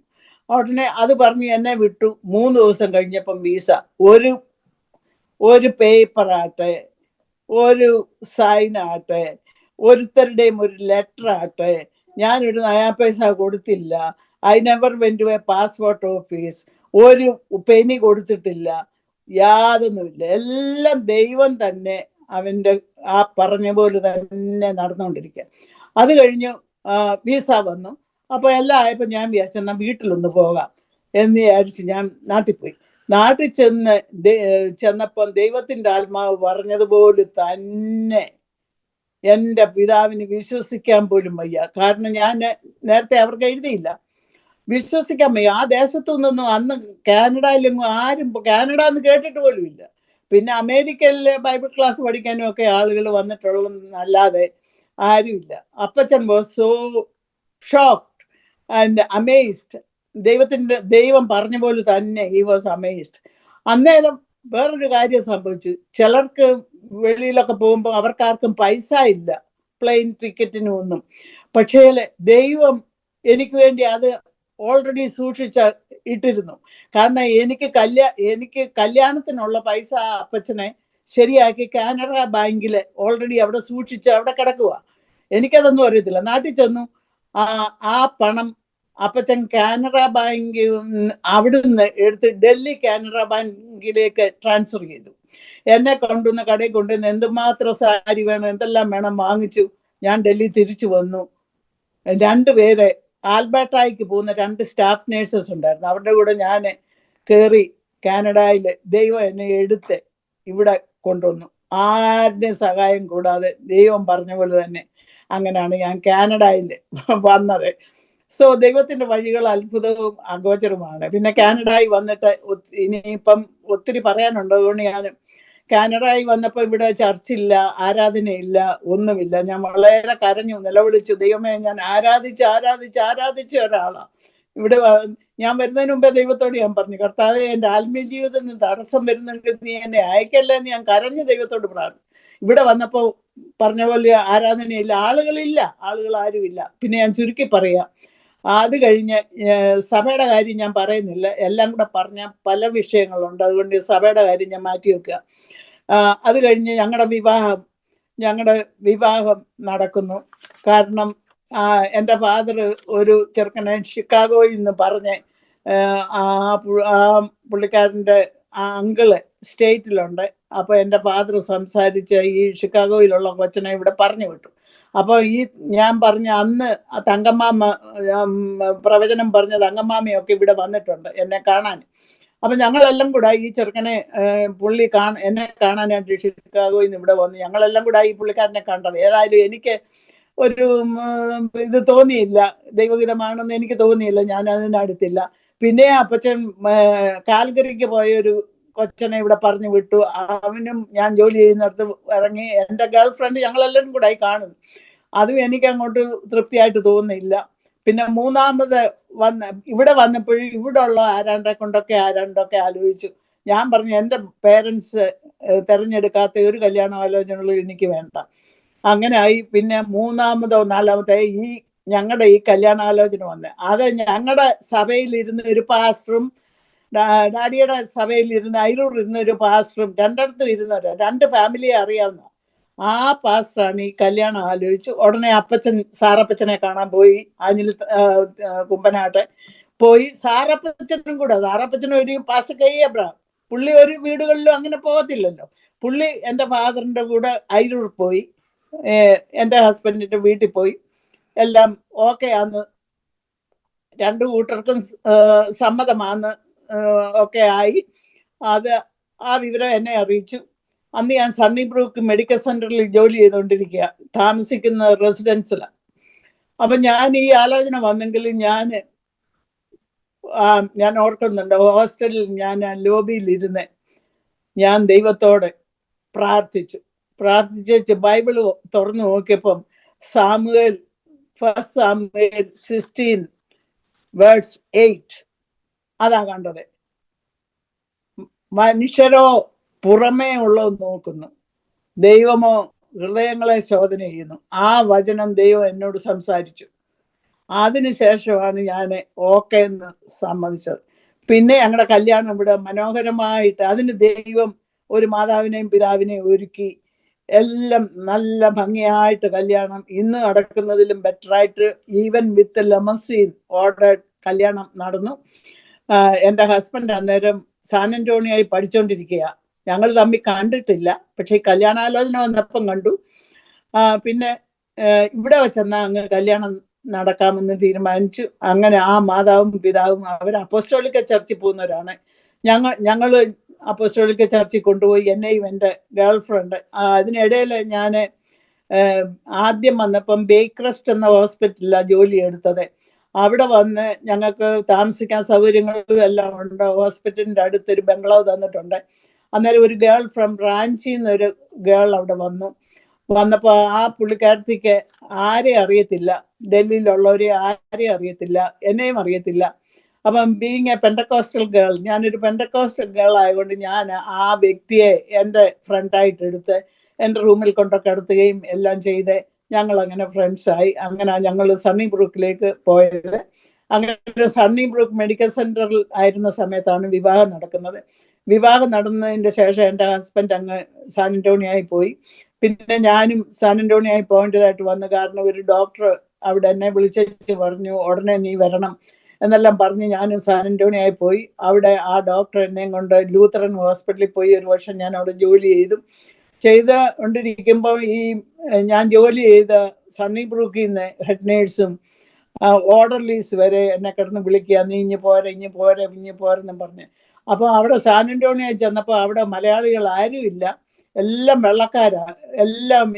എല്ലാ സ്റ്റേറ്റുകളിൽ നിന്നും പഠിക്കാനായിട്ട് പിള്ളേർ അവിടെ വന്നിരിക്കുക, എല്ലാം വെള്ളക്കാരാണ്. ഭയങ്കര ചൂട്. ഇതെല്ലാം ഓർത്തപ്പോൾ എനിക്കും വലിയ സന്തോഷമില്ല അവിടെ. അങ്ങനെ ഞങ്ങൾ തിരിച്ച് ടൊറൻറ്റോയിൽ വന്നു. അങ്ങനെ പിന്നെ കുഞ്ഞുങ്ങളായി. അങ്ങനെ ഇരുന്ന് ഞങ്ങൾ 1973 ഒരു ഭവനം വാങ്ങിപ്പാനിടയായി. ആ ഭവനത്തിൻ്റെ ഗ്രൗണ്ട് ലെവല് ഫിക്സ് ചെയ്തൊരു 100 പേർക്ക് ഇരിക്കത്തക്ക പോലെ ആക്കി. അവിടെ വെച്ചാണ് മീറ്റിങ്ങുകളെല്ലാം, മറ്റേ ഞാനൊന്നും പറയുന്നില്ല, മീറ്റിങ്ങുകളെല്ലാം അവിടെ സഭായോഗം നടക്കുന്നതും വൈകിട്ടത്തെ മീറ്റിങ്ങും അങ്ങനെ ആയി. അത് കഴിഞ്ഞെന്നാൽ വേറെ ഒരു ഭവനം വേണം, ഒരു ഡിറ്റാച്ച്ഡ് വീട് വേണമെന്ന് വിചാരിച്ച് പ്രാർത്ഥിച്ചുകൊണ്ടിരുന്നപ്പം ഞാൻ മൂലം രക്ഷിക്കപ്പെട്ടു വന്ന ഒരാളെ എന്നെ വിളിച്ചേച്ച് പറഞ്ഞു, അമ്മുക്കുട്ടി തൻ്റെ ഇവിടെ പുതിയ വീടുണ്ട്, അതിൻ്റെ പേര് തന്നെ കിങ്ങാറർ കോട്ടെന്നാ എന്നെല്ലാം വിളിച്ചു പറഞ്ഞു. അപ്പം ഞാൻ എൻ്റെ ഹസ്ബൻഡിനോട് പറഞ്ഞു, ഡാഡി നമുക്ക് എന്നാലേ ആ വീടൊന്ന് കാണാൻ പാവെന്നും പറഞ്ഞ് ഞങ്ങൾ വീട് കാണാൻ പോയി. അവിടെ ചെന്ന് അന്ന് 1980 കാര്യമാണ് ഞാനീ പറയുന്നത്. അന്ന് വീടുകളൊന്നും അങ്ങനെ വലുതായിട്ട് വെക്കുന്നില്ല, interest rate is very high. അങ്ങനെ വലിയ വീടേ വയ്ക്കുന്നില്ല. അവിടെ ചെന്ന് ഈ വീട് കണ്ടപ്പോൾ ആകെ മനോഹരമായിട്ടിരിക്കുന്ന ഒരു കാസൽ പോലൊരു വീട്. ഞാൻ ആ ഏജന്റിന്റെ മുമ്പിൽ നിന്നുകൊണ്ട് പറഞ്ഞു, യോ daddy I like this house എന്നൊക്കെ പറഞ്ഞു. ഏജന്റിന് അത് കേട്ടപ്പോൾ സന്തോഷമായി. ഏജന്റ് പറഞ്ഞു, ഞാൻ ഓഫീസിലോട്ട് പോവാ, നിങ്ങൾ അങ്ങോട്ട് വന്നേക്കാൻ പറഞ്ഞു. ഞങ്ങള് എൻ്റെ ഫ്രണ്ട് വിളിച്ച്, പുള്ളി എന്നെ അടുത്തുണ്ട്, ഞങ്ങൾ കാണാൻ പോലും പോയില്ല. ഈ വീടിന്റെ പുറകെ ഞങ്ങൾ അവിടെ പോയി അന്നേരം വീടിന് സൈൻ ചെയ്തു. പറഞ്ഞ പൈസയ്ക്ക് സൈനും ചെയ്തു. പിള്ളേരുടെ കൂട്ട് അന്ന് ഞങ്ങൾ കുറെ എങ്ങായിരുന്നു, തീരെ എങ്ങായിരുന്നു, ഒന്നും ചിന്തിക്കുന്നില്ല. സൈനും ചെയ്ത് വെച്ച് ഞങ്ങള് വീട്ടിലോട്ട് പോവാ. പോയ വഴി ഞാൻ പറഞ്ഞു, എൻ്റെ ദൈവമേ, ഇത് ഒത്തിരി ദൂരമാ, ഞാൻ എങ്ങനെയാ ജോലിക്ക് പോകുന്നത്? എൻ്റെ ജോലി അങ്ങേപ്പുറത്ത് കിടക്കുന്നു, എനിക്ക് ലൈസൻസ് ഒന്നും കിട്ടിയിട്ടില്ല. ഞാൻ വളരെ വിഷമിച്ച് ഞാൻ എൻ്റെ ഹസ്ബൻഡിനോട് പറഞ്ഞു, നമുക്കിതങ്ങ് കളയാം, വേണ്ടെന്ന് പറയാം. ഇനിയും കളയുന്നില്ല, എഴുതിയത് എഴുതി എന്നും പറഞ്ഞ് പുള്ളിക്കാരൻ പോയി. ഏതായാലും സ്റ്റോറി ഷോർട്ട്, മണ്ടയിൽ അവര് ഇതും കൊണ്ട് വന്നു, കോൺട്രാക്റ്റും കൊണ്ട് വന്നു. ഞങ്ങളുടെ വീട് താമസിക്കുന്ന കണ്ട്, ഇവിടെ ആരാ താമസിക്കുന്നതെന്നൊക്കെ അവർ ചോദിച്ചു. ഞങ്ങൾ താമസിക്കുന്ന ഒരു മനോഹരമായ വീടായിരുന്നു. അത് കഴിഞ്ഞു കോൺട്രാക്ട് സൈൻ ചെയ്ത്. ഞാനന്ന് 2 ദിവസം ആഹാരം കഴിക്കുന്നില്ല. ഞാൻ ദൈവത്തോട് പറഞ്ഞു, കർത്താവെ ക്ഷമിക്കണേ, നിന്നോട് ചോദിക്കാതെ ചെയ്തത് ക്ഷമിക്കണേ എന്ന് ഞാൻ പ്രാർത്ഥിക്കുന്നുണ്ട്. ഏതായാലും മണ്ടയിൽ അവർ വന്നു. ഞാനപ്പം വിളിച്ചോണ്ട് നിൽക്കുക ഹോസ്പിറ്റലിൽ നിന്ന്, ഡാഡി അവർ വന്നോ, കാരണം അവർ കൂടുതൽ ചോദിച്ചാൽ നമ്മുടെ കോൺട്രാക്ട് പോകും, സോ താങ്ക് ഗോഡ് എന്നും പറഞ്ഞു. ഇല്ലെന്നൊക്കെ പറഞ്ഞു. ഇത് പിന്നെ ഒരു 8 മണിയായപ്പം 8:30 ആയപ്പോൾ അവർ വന്നു. പിന്നെ ഞാൻ വിളിച്ചപ്പം പറഞ്ഞു അവർ വന്നു. അവർക്ക് ഡാഡി തമാശി പറഞ്ഞു, അവർക്കൊരു $1000 കൂടെ വേണമെന്ന് പറഞ്ഞു. ഞാൻ പറഞ്ഞു, അയ്യോ താങ്ക് ഗോഡ്, ദൈവം പ്രാർത്ഥന കേട്ടല്ലോ, കർത്താവെ പോയല്ലോ എന്നെല്ലാം പറഞ്ഞ് വീട്ടിൽ എന്നെ കൊണ്ടുവരാൻ ഡാഡി വന്നു. വന്ന വഴി ഡാഡി ചോദിച്ചു, നിനക്ക് ആ വീട് ഇഷ്ടമായിരുന്നല്ലേ? ഞാൻ പറഞ്ഞു, ഇഷ്ടമായിരുന്നു, പക്ഷെ നമ്മൾ പ്രാർത്ഥിച്ചു, അത് പോയി, അത് പോട്ടെ എന്നെല്ലാം പറഞ്ഞു. ഞാൻ അന്ന് വന്നു, അന്ന് ആഹാരം കഴിക്കുന്നു പറഞ്ഞു. ഞാൻ ആഹാരം നിറച്ച് കഴിച്ചു, ബെഡെ കിടന്നു. ആ സമയത്ത് വീണ്ടും എൻ്റെ ഹസ്ബൻഡ് ചോദിച്ചു, നിനക്ക് വീട് ഇഷ്ടമായിരുന്നല്ലേ? ഞാൻ പറഞ്ഞു, ഡാഡി നമ്മൾ പ്രാർത്ഥിച്ചല്ലേ, പോട്ടെ എന്ന് പറഞ്ഞു. അന്നേരം പറഞ്ഞു, ഹൗസ് ഈസ് യുവേഴ്സ്. അവർ വന്നു, കോൺട്രാക്ട് ചെയ്തപ്പോൾ ഓക്കെ എന്ന് പറഞ്ഞു. അങ്ങനെ പിന്നെ നമ്മളൊന്നും ചെയ്യാനൊക്കത്തില്ല. അങ്ങനെ ഞങ്ങളുടെ വീട് താമസിച്ച വീട് 7 ദിവസത്തിനകം പ്രൈവറ്റ്ലി വിറ്റു. അങ്ങനെ ഞങ്ങൾ ആ പുതിയ വീട്ടിലേക്ക് മാറി. അങ്ങനെ ഡാഡി എന്നോട് പറഞ്ഞു 7 വർഷം ജോലി ചെയ്യണം, കാരണം interest rate is very high. അതും അന്ന് സാധാരണക്കാർക്ക് ആർക്കും വാങ്ങിക്കാവുന്ന ഒരു വീടുമല്ല. അങ്ങനെ ഇരുന്ന ഒരു വർഷം കഴിഞ്ഞപ്പം എനിക്കൊരു പ്രോബ്ലം ഉണ്ടായി. ഞാൻ ജോലി ചെയ്ത് വൈകിട്ട് വീട്ടിൽ വന്നപ്പോൾ എനിക്കൊരു ചുമ തുടങ്ങി. അതിനോടുകൂടി ഇച്ചിരി ഫ്രഷ് ബ്ലഡ് കോഫി ചെയ്യാൻ തുടങ്ങി. അപ്പോൾ എനിക്ക് ആകെ ഭയം. എൻ്റെ കുഞ്ഞുങ്ങൾ തീരെ കൊച്ചു കുഞ്ഞുങ്ങൾ, I am very young lady and a new house, mortgage, so many things ഒക്കെ ഓർത്തിന് എന്തോ ആയിരിക്കുമെന്ന് ഞാൻ വളരെ ഭാരപ്പെട്ടു. ഹോസ്പിറ്റലിലോട്ട് വിളിച്ചപ്പോൾ അവർ പറഞ്ഞു, പെട്ടെന്ന് ഞാൻ ജോലി ചെയ്യുന്ന ഹോസ്പിറ്റലിൽ വിളിച്ചു. അവിടെ വിളിച്ചപ്പം ചെസ്റ്റ് ഡോക്ടർ പറഞ്ഞു പെട്ടെന്ന് വരാൻ പറഞ്ഞു. അങ്ങനെ ഞാൻ ചെന്നു, ബ്രോങ്കോസ്കോപ്പി ഒക്കെ ചെയ്തപ്പം കുഴപ്പമില്ലെന്ന് പറഞ്ഞു. അങ്ങനെ ആന്റിബയോട്ടിക് തന്ന് വീട്ടിൽ വിട്ടു. പക്ഷേ ഞാനും still I M coughing up little blood and so I was worried and I was sitting and praying. കരഞ്ഞ് പ്രാർത്ഥിച്ചുകൊണ്ടിരുന്നപ്പോൾ ദൈവത്തിൻ്റെ ആത്മാവ് 23-ാം സങ്കീർത്തനം എൻ്റെ തലയിലോട്ട് ഇങ്ങ് വരിക. ഞാൻ അത് തന്നെ എൻ്റെ തലയിൽ കിടന്ന് പ്ലേ ചെയ്യുക. 23-ാം സങ്കീർത്തനം, 24-ാം സങ്കീർത്തനം, 78-ാം സങ്കീർത്തനം, ഇതെല്ലാം ഇങ്ങനെ എൻ്റെ തലയിൽ ഇങ്ങനെ, അത് പഠിക്കുന്നിടം വരെ ദൈവത്തിൻ്റെ ആത്മാവ് ഇങ്ങനെ. അത് കഴിഞ്ഞ് കുറെ സുഖമായിട്ടൊക്കെ ഇങ്ങനെ താമസിച്ചു. അപ്പൊ ഞാൻ ഈ 24-ാം സങ്കീർത്തനം നിങ്ങൾക്ക് കേൾക്കണമെങ്കിൽ ഞാൻ പാടാം, അല്ലെങ്കിൽ വേണമെങ്കിൽ 2 വരി പാടാം. ദൈവം തന്ന ട്യൂണ് തന്നെയാണ്, അല്ലാതെ ഞാൻ ഉണ്ടാക്കിയ ട്യൂണൊന്നുമല്ല. 24-ാം സങ്കീർത്തനത്തിന്റെ few words I will tell. ഭൂമിയും അതിൻ്റെ പൂർണ്ണതയും ഭൂതലവും അതിന്നിവാസികളും, ഭൂമിയും അതിൻ്റെ പൂർണ്ണതയും ഭൂതലവും അതിന്നിവാസികളും യഹോവയ്ക്കുള്ളതാകുന്നു. സമുദ്രങ്ങളുടെ മേലവനതിനെ സ്ഥാപിച്ചു, നദികളുടെ മേലവനതിനെ ഉറപ്പിച്ചു. യഹോവയുടെ പർവ്വതത്തിലോർ കയറും, അവന്റെ വിശുദ്ധ സ്ഥലത്താർ നിൽക്കും. വെടിപ്പുള്ള കൈയും നിർമ്മല ഹൃദയവുമുള്ളവർ, വ്യാജത്തിനു മനസ്സു വയ്ക്കാതെയും കള്ളസത്യം ചെയ്യാതെയും ഇരിക്കുന്നവർ. സമയ ചുരുക്കത്താൽ ഞാൻ മുഴുവനും പാടുന്നില്ല. അത് കഴിഞ്ഞ് സന്തോഷവും സമാധാനവുമായിട്ടൊക്കെ കഴിഞ്ഞ് 1984 ഒരു സംഭവം ഉണ്ടായി. അതായത് ഞാൻ ജോലിക്ക് പോയി. നോർത്ത് യോർക്കിലാണ് ഞാൻ ജോലി ചെയ്യുന്നത്. അവിടെ ഞാൻ ഈവനിങ് ഡ്യൂട്ടിയാണ് എടുക്കുന്നത്. കുഞ്ഞുങ്ങളെ പകൽ നോക്കും, ഡാഡി വൈകിട്ട് വരും. അപ്പം കുഞ്ഞുങ്ങളെ ബേബി സിറ്റിങ്ങിനൊന്നും കൊടുക്കണ്ട, അതുകൊണ്ട് ഈവനിങ് ഡ്യൂട്ടി ആണ് ഞാൻ എടുക്കുന്നത്. അങ്ങനെ അന്ന് ഞാൻ കാറ് ഡ്രൈവ് ചെയ്ത് ഞാൻ സാധാരണ ജോലിക്ക് പോകുന്ന പോലെ ജോലിക്ക് പോയി. ഞാൻ അവിടെ ഈവനിങ് ആയതുകൊണ്ട് ചാർജ് നേഴ്സായിട്ടാണ് ജോലി ചെയ്യുന്നത്. എൻ്റെ കൂടെ ഒരു നേഴ്സിംഗ് അസിസ്റ്റൻറ്റും ഒരു RN ഉണ്ട്. മറ്റേ സൈഡിലും ഒരു RN വേറെ നേഴ്സിംഗ് അസിസ്റ്റൻറ്റും വേറെ ഒരു RN ഉണ്ട്. ഞാൻ ചാർജ് നേഴ്സാണ്. അങ്ങനെ ഞാൻ ഒരു ദിവസം ആ ദിവസം ഞാൻ ജോലിക്ക് പോയി. മെഡിസിൻ പോർ ചെയ്തുകൊണ്ടിരുന്നപ്പം എൻ്റെ കൂടെ ഉള്ള നേഴ്സിംഗ് അസിസ്റ്റൻ്റ് കൂടി പറഞ്ഞു, എനിക്ക് ഒരു ഹെൽപ്പ് വേണമെന്ന് പറഞ്ഞു, ഒരു പേഷ്യൻറ്റിനെ ഒന്ന് ലിഫ്റ്റ് ചെയ്യാൻ. അപ്പം ഞാൻ ഓടിച്ചെന്നു. അതൊരു സ്ട്രോക്ക് പിടിച്ച ഒരു പേഷ്യൻ്റ് ആയിരുന്നു. ഒരു സൈഡ് പാരലൈസ്ഡ് ആണ്, ഒരു സൈഡ് ഓക്കെ ആണ്. അപ്പം ഞങ്ങൾ മേളിലോട്ട് ലിഫ്റ്റ് ചെയ്യാൻ വേണ്ടി ഞാൻ ആ ഓക്കെ ആയ സൈഡിൽ നിന്നു, മറ്റേ നേഴ്സിംഗ് അസിസ്റ്റൻ്റ് മറ്റേ സൈഡിൽ നിന്ന് ഞങ്ങൾ മേളിലോട്ട് പേഷ്യൻറ്റിനെ വലിച്ചു. ആദ്യം വലിച്ചപ്പം ആ പേഷ്യൻ്റെ കൈയെ റെയിൽസ് പിടിച്ചു. അത് താഴെ ആക്കിയിട്ട് രണ്ടാമത് ഞങ്ങൾ പിടിച്ചു. ഞാൻ നിൽക്കുന്ന സൈഡാണ് നല്ല സൈഡ്. പിടിച്ച് വലിക്കുകയും ആ പേഷ്യൻ്റെ ബെഡിൻ്റെ റെയിൽസ് കയറി ഓപ്പോസിറ്റായിട്ട് ഞങ്ങൾ മേളിലോട്ട് വലിച്ചു. ആ പേഷ്യൻ്റ് താഴോട്ടല്ലേക്ക് വെരി സ്ട്രോങ് ആയിട്ട് വലിച്ചു. അങ്ങനെ ഞങ്ങൾ ഏതായാലും മേളിൽ കയറ്റി. ആ സമയത്ത് എനിക്ക് എൻ്റെ ഷോൾഡറിനൊരു ഒരു അസ്വസ്ഥത പോലെ എനിക്ക് തോന്നി. പക്ഷെ ഞാൻ അതിനെക്കുറിച്ചൊന്നും ചിന്തിച്ചില്ല. അത് കഴിഞ്ഞ് ഞാൻ വന്ന് മെഡിസിൻ എല്ലാം കൊടുത്തു, പേഷ്യൻറ്റിനെല്ലാം കൊടുത്ത് ഞാൻ ഡെസ്കിൽ വന്നിരുന്നപ്പം എൻ്റെ ഷോൾഡറിനും പുറത്ത് ഒരു കഴപ്പ്. ഞാൻ അന്നേരം അവിടെ ഇരുന്ന നേഴ്സസിനോട് പറഞ്ഞു എൻ്റെ കൈ ഒന്ന് വലിക്കാൻ പറഞ്ഞു. അവർ കൈ വലിച്ചു. 11:30 ആയപ്പോൾ എനിക്ക് ജോലി കഴിഞ്ഞ് വീട്ടിൽ വരേണ്ടതാണ്. എനിക്ക് കാർ ഡ്രൈവ് ചെയ്യാൻ വയ്യ. വേദന ഭയങ്കരമായിട്ട് തുടങ്ങി. എൻ്റെ ഷോൾഡർ, എൻ്റെ അപ്പർ ബാക്ക് എല്ലാം അതിഭയങ്കരമായ വേദന. പിന്നെ ആ നേഴ്സ് എൻ്റെ കാർ ഡ്രൈവ് ചെയ്ത് എന്നെ വീട്ടിൽ കൊണ്ടാക്കി. അന്ന് രാത്രി എൻ്റെ ലൈഫ് കംപ്ലീറ്റ്ലി ചേഞ്ച്ഡ്, വേറെ ഒരു ലൈഫായിട്ട് മാറി. അന്ന് രാത്രി മുതൽ എനിക്ക് ഉറങ്ങാൻ വയ്യ. I cannot take the weight and I cannot sleep. അതിഭയങ്കരമായ വേദന. ബി വന്ന് കുത്തിയേച്ച് പോയാൽ എങ്ങനെയാണ് ബേണിങ്, അതുപോലുള്ള ബേണിങ് എനിക്ക് അങ്ങനെയായി. എനിക്ക് ഉറക്കമില്ല, വളരെ വിഷമമായി.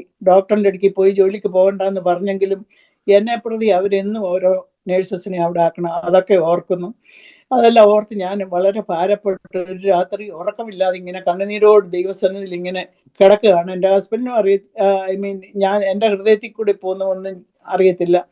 അന്ന് രാത്രി ഞാൻ ദൈവത്തോട് എൻ്റെ ഹൃദയത്തിൽ ലോകത്തിൽ ആർക്കും അറിയത്തില്ല, ഹൃദയത്തിൽ ഞാൻ പ്രാർത്ഥിച്ചു, ദൈവമേ, ഒരു മനുഷ്യൻ്റെയും കരം എൻ്റെ മേൽ വെപ്പാൻ നീ ഇടയാക്കല്ലേ. നിന്റെ കരം തന്നെ എൻ്റെ മേൽ വെച്ച് നീ എന്നെ സൗഖ്യമാക്കണമെന്ന് എൻ്റെ ഹൃദയത്തിൽ ഞാൻ പ്രാർത്ഥിച്ചു. രാവിലെ എഴുന്നേറ്റ് എല്ലാം അതിഭയങ്കരമായ വേദന. എനിക്കൊന്നും ചെയ്യാൻ വയ്യ. ഞാൻ ആഹാരം പോലും എനിക്ക് കഴിക്കാൻ വയ്യ, വേദന ഉണ്ട്. എൻ്റെ 2 കൊച്ചു കുഞ്ഞുങ്ങള്, പുതിയ വീട്, ഇതെല്ലാം ഓർത്ത് ഞാൻ വളരെ ഭാരപ്പെട്ടു.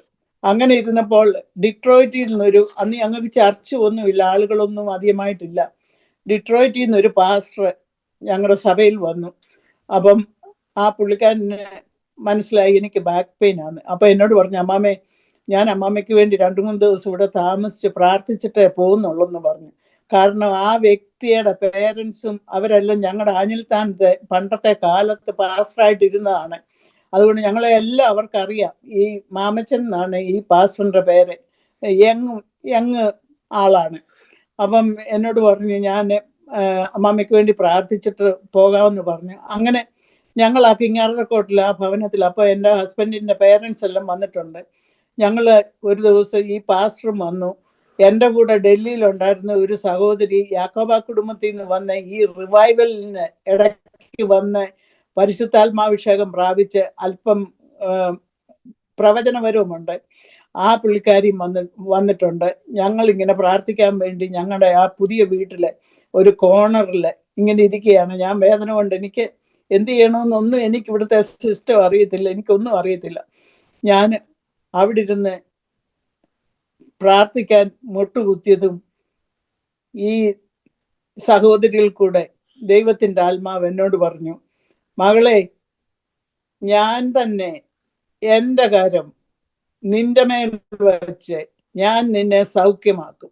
എവിടെ വച്ചെന്നോ എങ്ങനെയെന്നോ നീ അറിയണ്ട.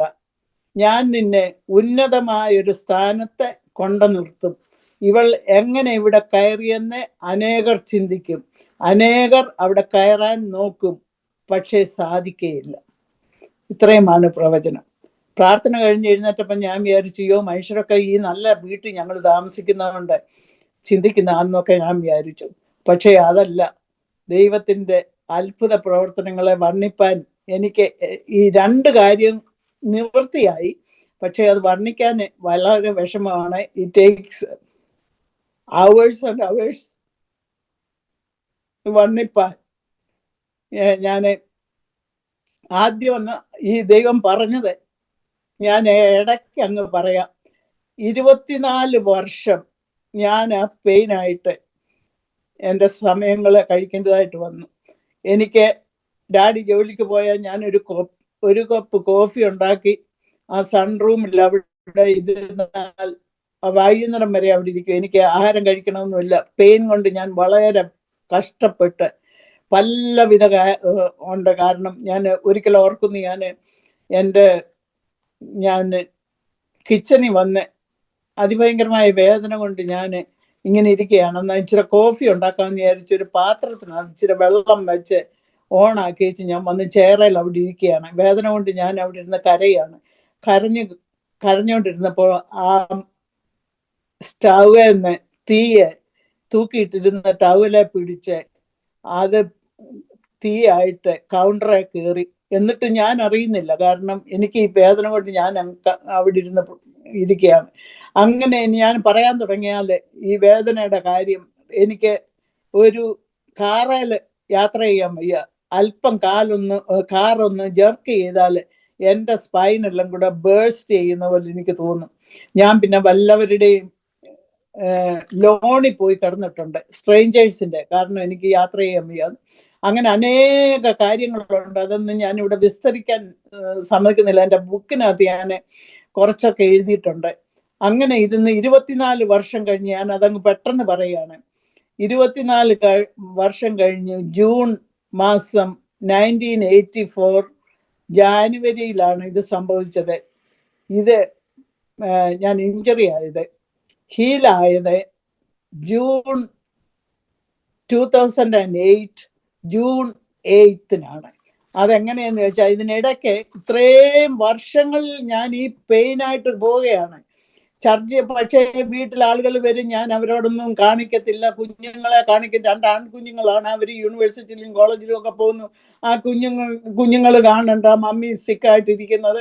അതുകൊണ്ട് ഞാനതൊക്കെ മറച്ച് എല്ലാ മീറ്റിങ്ങുകൾക്കും പോകും, ദൈവത്തെ ആരാധിക്കും.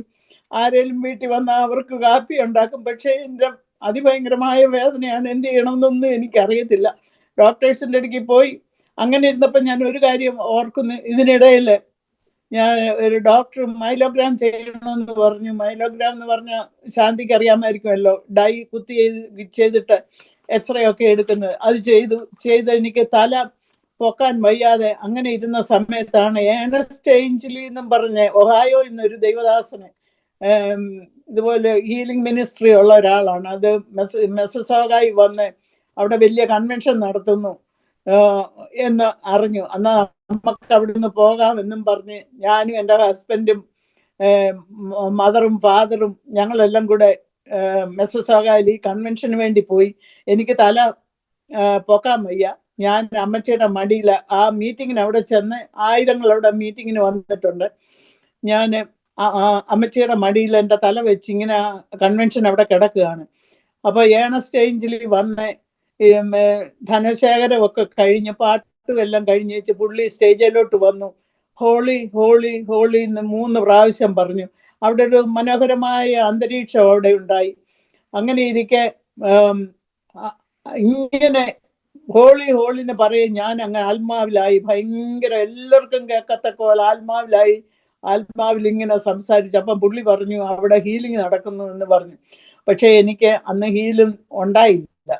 അതെല്ലാം കഴിഞ്ഞ് ഞാൻ ചുരുക്കത്തിൽ പറയട്ടെ, 24 വർഷം കഴിഞ്ഞ് ഞാൻ ഒരു ദിവസം ജൂൺ 8, 2008 ഞാൻ ചർച്ചിൽ ചെന്നപ്പം എനിക്ക് ഈ വേദന കൊണ്ട് വളരെ പ്രയാസമാണ്. ആരെങ്കിലും എൻ്റെ ഈ ഷോൾഡറിൻ്റെ പുറം ഒന്ന് ഞെക്കിയാൽ അല്പ വ്യത്യാസം വരും. അപ്പോൾ അവിടെ കയറി വന്നവരോട് ഞാൻ പറഞ്ഞു, യോ എനിക്ക് ഭയങ്കര വേദനയാണ്, എൻ്റെ ദൈവമേ എൻ്റെ പുറവും എൻ്റെ ഷോൾഡറും എല്ലാം ഒന്ന് ഞെക്കാൻ പറഞ്ഞു. അവർ ഞെക്കി.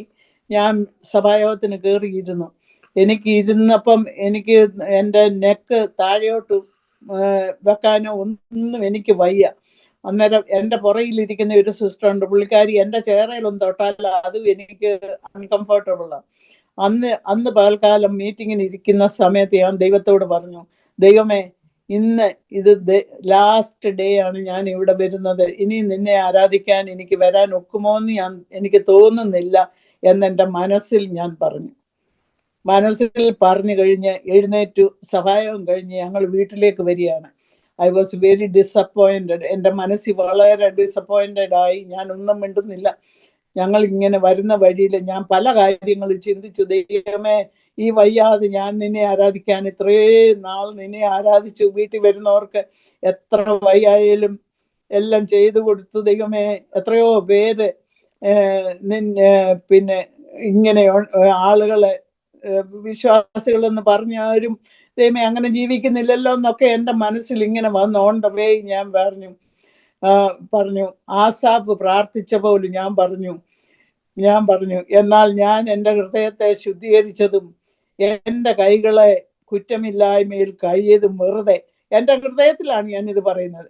ഹൃദയത്തിൽ പറഞ്ഞുകൊണ്ട് ഇങ്ങനെ എന്നെ വരികയാണ്. ഹൃദയത്തിൽ പറഞ്ഞു ഇങ്ങനെ വന്നൊടുവിൽ വീടിനോടടുത്തപ്പോൾ ഞാൻ പറഞ്ഞു, കർത്താവേ, എൻ്റെ കൈകളെ ഞാൻ കുറ്റമില്ലായ്മയിൽ കഴിയത് വെറുതെ എന്ന് പറഞ്ഞു. അതിന് കാരണമുണ്ട്, പല കാരണങ്ങളുണ്ട്. എനിക്ക് കിട്ടാവുന്ന അനുവദിച്ചു തന്ന കാര്യം പോലും വേണ്ട എന്നറിവില്ലായ്മ കൊണ്ട് കളഞ്ഞേച്ച് പോരുന്ന കാര്യങ്ങളൊക്കെ ഉണ്ട്. അതുകൊണ്ടാണ് ഞാൻ പറഞ്ഞത്. അങ്ങനെ ഞാൻ വന്ന് സാധാരണ കിടക്കുന്ന പോലെ തന്നെ കിടന്ന് എനിക്ക് റൈറ്റ് സൈഡിലേക്ക് കിടക്കാൻ വയ്യ. കാരണം ലെഫ്റ്റ് സൈഡിലാണ് ഇഞ്ചറി. കൈ അങ്ങോട്ട് വലിഞ്ഞാൽ വളരെ പ്രയാസമാണ്. അതുകൊണ്ട് ഈ ഇഞ്ചറി ആയ ഷോൾഡറിൽ തന്നെയാണ് ഞാൻ കിടക്കുന്നത്. അങ്ങനെ അന്ന് രാത്രി ഞാൻ കിടന്ന് രാത്രി ആയപ്പോൾ 2 കരം സ്വർഗത്തിൽ നിന്ന് എൻ്റെ മേൽ വന്ന് എന്നെ തഴകി, പതുക്കെ ഒന്ന് തഴകി. അപ്പോൾ ഞാൻ എഴുന്നേറ്റിട്ടില്ല. ഞാൻ പറയുകയാണ്, മനസ്സിൽ പറയുകയാണ് ഞാൻ, അയ്യോ ആ കൈ ഒന്നുകൂടെ ഒന്ന് റിയലി ഒന്ന് പ്രസ് ചെയ്തിരുന്നെങ്കിലെന്ന് ഞാൻ വിചാരിക്കുകയാണ്. അത് കഴിഞ്ഞ് രാവിലെ എഴുന്നേറ്റപ്പോൾ ഷോൾഡറിന് പെയിനില്ല, ബാക്കിന് പെയിനില്ല, ടെയിൽ ബോണിന് പെയിനില്ല, ഒന്നുമില്ല. ദൈവം എന്നെ പറഞ്ഞതുപോലെ എൻ്റെ കരം തന്നെ ഞാൻ നിന്നെ തൊട്ട് സൗഖ്യമാക്കും. ആ ദൈവം വിശ്വസ്തൻ. അതുപോലെ തന്നെ ദൈവം എന്നെ തൊട്ടു സൗഖ്യമാക്കി. പിന്നത്തേത് ഇനി എനിക്ക് വിവരിക്കാൻ പ്രയാസമാണ്. അതായത് സെക്കൻഡ് പാർട്ട് ഓഫ് ആ പ്രോഫസി. ഞാൻ നിന്നെ ഉന്നതമായൊരു സ്ഥാനത്ത് കൊണ്ടു നിർത്തും. ഇവൾ എങ്ങനെ ഇവിടെ കയറി എന്ന് അനേകർ ചിന്തിക്കും. അനേകർ അവിടെ കയറാൻ ശ്രമിക്കും, പക്ഷെ സാധിക്കയില്ല എന്നാണ് അത് പറയണമെങ്കിൽ എനിക്ക് പറയാൻ അറിയത്തില്ല. ഞാൻ അല്പം പറഞ്ഞിട്ട് നിർത്താം. പിന്നെ എൻ്റെ ബുക്കിൽ കുറച്ചൊക്കെ ഞാൻ കുറച്ച് എഴുതിയിട്ടുണ്ട്. ദൈവം വിശ്വസ്തൻ, അവൻ വാക്ക് പറഞ്ഞാൽ മാറാത്ത ദൈവം. ഒരു മനുഷ്യർക്കും നമ്മളെ സഹായിക്കാൻ കഴിയാതെ ഇരിക്കുമ്പോൾ ദൈവത്തിൻ്റെ കരം നമ്മളെ ഒന്ന് ഓർത്താൽ അത് മാത്രം മതി. ദൈവം ഒന്ന് ഓർക്കണം. ദൈവം ഹന്നായെ ഒന്ന് ഓർത്തു. അവർക്കൊരു സണ്ണിനെ മാത്രമല്ല, ഒരു വലിയ പ്രവാചകനെ ദൈവം അവൾക്ക് കൊടുത്തു. ദൈവം നിന്നെ ഓർക്കുമ്പോൾ ദൈവം സാധാരണയായിട്ടൊന്നും ഓർത്തേച്ചങ്ങ് പോവുകയല്ല.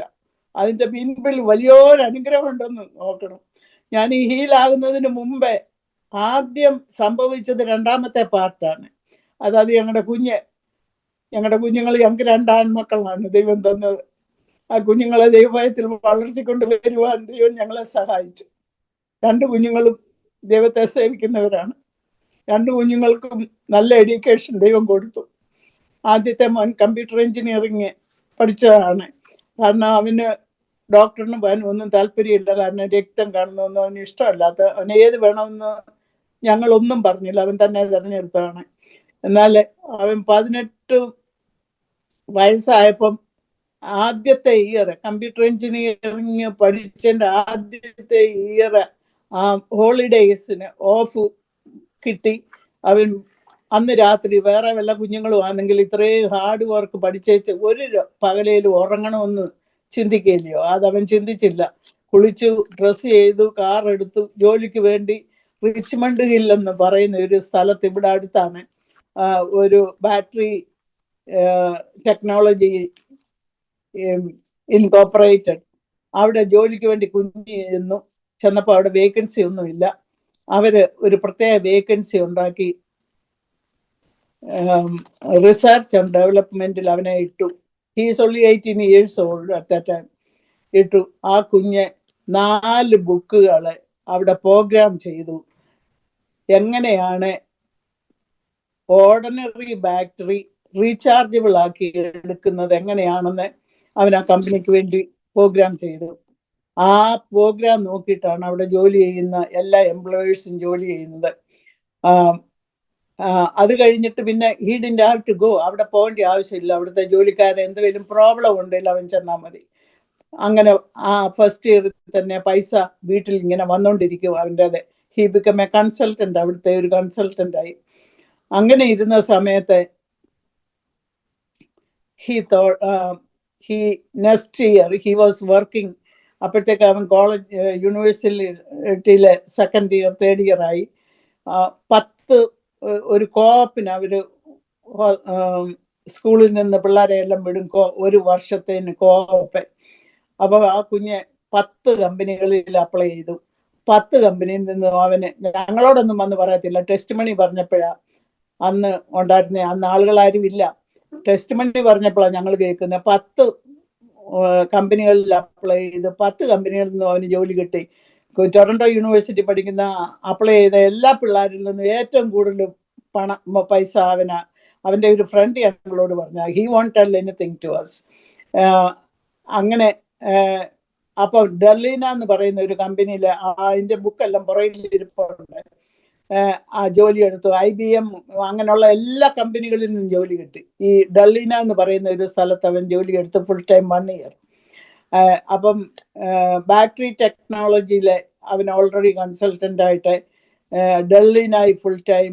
പിന്നെ കുഞ്ഞ് വിചാരിച്ചു ഇവിടെ പ്രൈവറ്റായിട്ട് എന്തെങ്കിലും ചെയ്യാമെന്നും പറഞ്ഞ് പോയി ഈ കാണുന്ന ഡെസ്കും എല്ലാം അവൻ വാങ്ങിച്ചുകൊണ്ട് വന്ന് ഇവിടെ എല്ലാം ഫിക്സ് ചെയ്തു.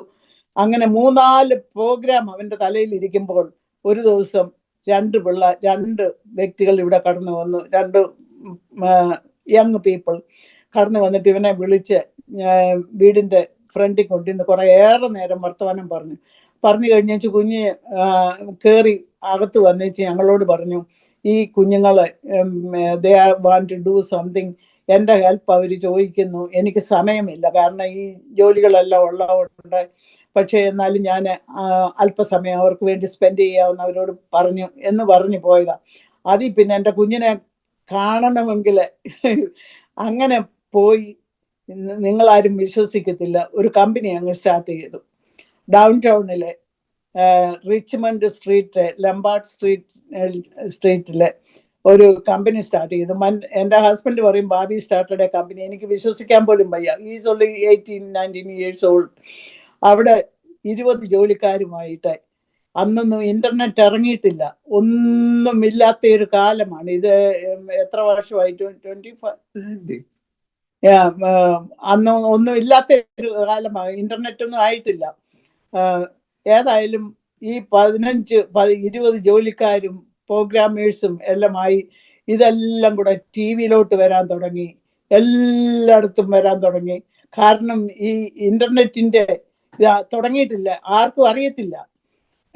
ഈ കുഞ്ഞുങ്ങൾ ചെയ്തത് അവിടെ ഇരുന്ന്. എൻ്റെ കുഞ്ഞിനെ പിന്നെ കാണാൻ പോലും ഇല്ല. രാത്രി അവനെ he studying for computer engineering. ഒരു മിനിറ്റ് പോലും അങ്ങോട്ടും ഇങ്ങോട്ടും മാറാനൊക്കത്തില്ല. കാരണം every day there is A test, there is every day. എല്ലാ ദിവസവും അസൈൻമെന്റ് കൊടുക്കണം, എല്ലാ ദിവസവും ടെസ്റ്റ് ഉണ്ട്, എല്ലാ ദിവസവും.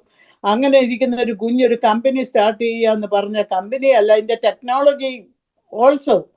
അങ്ങനായി അവിടുന്ന് അവന് സ്കോഷ്യ പ്ലാസ എന്ന് പറയുന്ന ഇവിടുത്തെ കാനഡയിലെ ഏറ്റവും ടോപ്പ് ഒരു ബിൽഡിംഗ് ആണ്, പ്രഷ്യസ് ബിൽഡിംഗ്. അവിടെ 15,000 സ്ക്വയർ ഫീറ്റ് ഈ ടുക്ക് എടുത്തുകൊണ്ട് അവിടോട്ട് മാറി. നമ്മൾ അവിടോട്ട് കയറാൻ ആ ബിൽഡിങ്ങിൻ്റെ അവിടോട്ട് കയറുമ്പോൾ നമ്മുടെ കണ്ണ് ആക്ച്വലി പറഞ്ഞാൽ നമ്മൾ കരഞ്ഞു പോകും. കാരണം ഒരു കേരളത്തിൽ നിന്ന് വന്ന ഒരു മാതാപിതാക്കളുടെ ഒരു കുഞ്ഞ് ഇങ്ങനെയൊക്കെ ആയല്ലോ എന്നോർത്ത് ഞാൻ പലപ്പോഴും സന്തോഷത്താൽ നിലവിളിച്ചിട്ടുണ്ട്. സ്കോഷ്യ പ്ലാസ എന്ന് പറയുന്ന ഏറ്റവും ബെസ്റ്റ് ബിൽഡിംഗ് ആണ് കാനഡയിൽ. അവിടെ എടുത്ത് അങ്ങനെ ആളുകളുമായി അപ്പോഴത്തേക്ക് ഇതെല്ലാം ടി വി വരാൻ തുടങ്ങി, ന്യൂസിലെ മാഗസീനിലെ സകല ടെക്നോളജി മാഗസീനുകളിലെ എല്ലാം വരാൻ തുടങ്ങി. അങ്ങനെ അത് കഴിഞ്ഞിട്ട് അവിടെ സ്ഥലം പോരാഞ്ഞിട്ട് ഹീ ടുക്ക് ഡൗൺ ടൗണിലെ 7 നിലയുള്ള ഒരു കെട്ടിടം എടുത്തിട്ട് ആ കെട്ടിടം മുഴുവനും അവൻ റെനോവേഷൻ ചെയ്തിട്ട് ആ ബിസിനസ് അവിടെ. അങ്ങനെ ആയി. എൻ്റെ ശാന്തി, എനിക്ക് ഇതിനെക്കുറിച്ചൊന്നും വർണ്ണിക്കാൻ എനിക്കറിയത്തുമില്ല. കാരണം it's too much to say. ഞാൻ ആ വാക്യം പറഞ്ഞ പോലെ തന്നെ എന്നെ കൊണ്ട് ഒക്കത്തില്ല.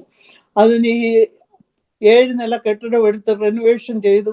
ഇവൻ ആളുകളെ ബിസിനസ്സിന് കൊണ്ടുവരുന്നത് എല്ലാ യൂണിവേഴ്സിറ്റിയിലും ഒക്കെ പോയി. ഇതൊക്കെ ഞാൻ വെബ്സൈറ്റിൽ നിന്ന് കണ്ടിട്ടുള്ളതാണ്. He don't say anything. പോയിട്ട് ടോപ്പ് ആളുകളെയാണ് പിടിച്ചോണ്ട് വരുന്നത്. $40,000-50,000 കൂടുതൽ കൊടുത്ത് അവരെ കൊണ്ടാണ് ഈ ടെക്നോളജി ജോലി ചെയ്യിപ്പിക്കുന്നത്. അങ്ങനായി. അപ്പോഴത്തേക്ക് സകല news പേപ്പറുകളിലും മാഗസിനുകളിലെ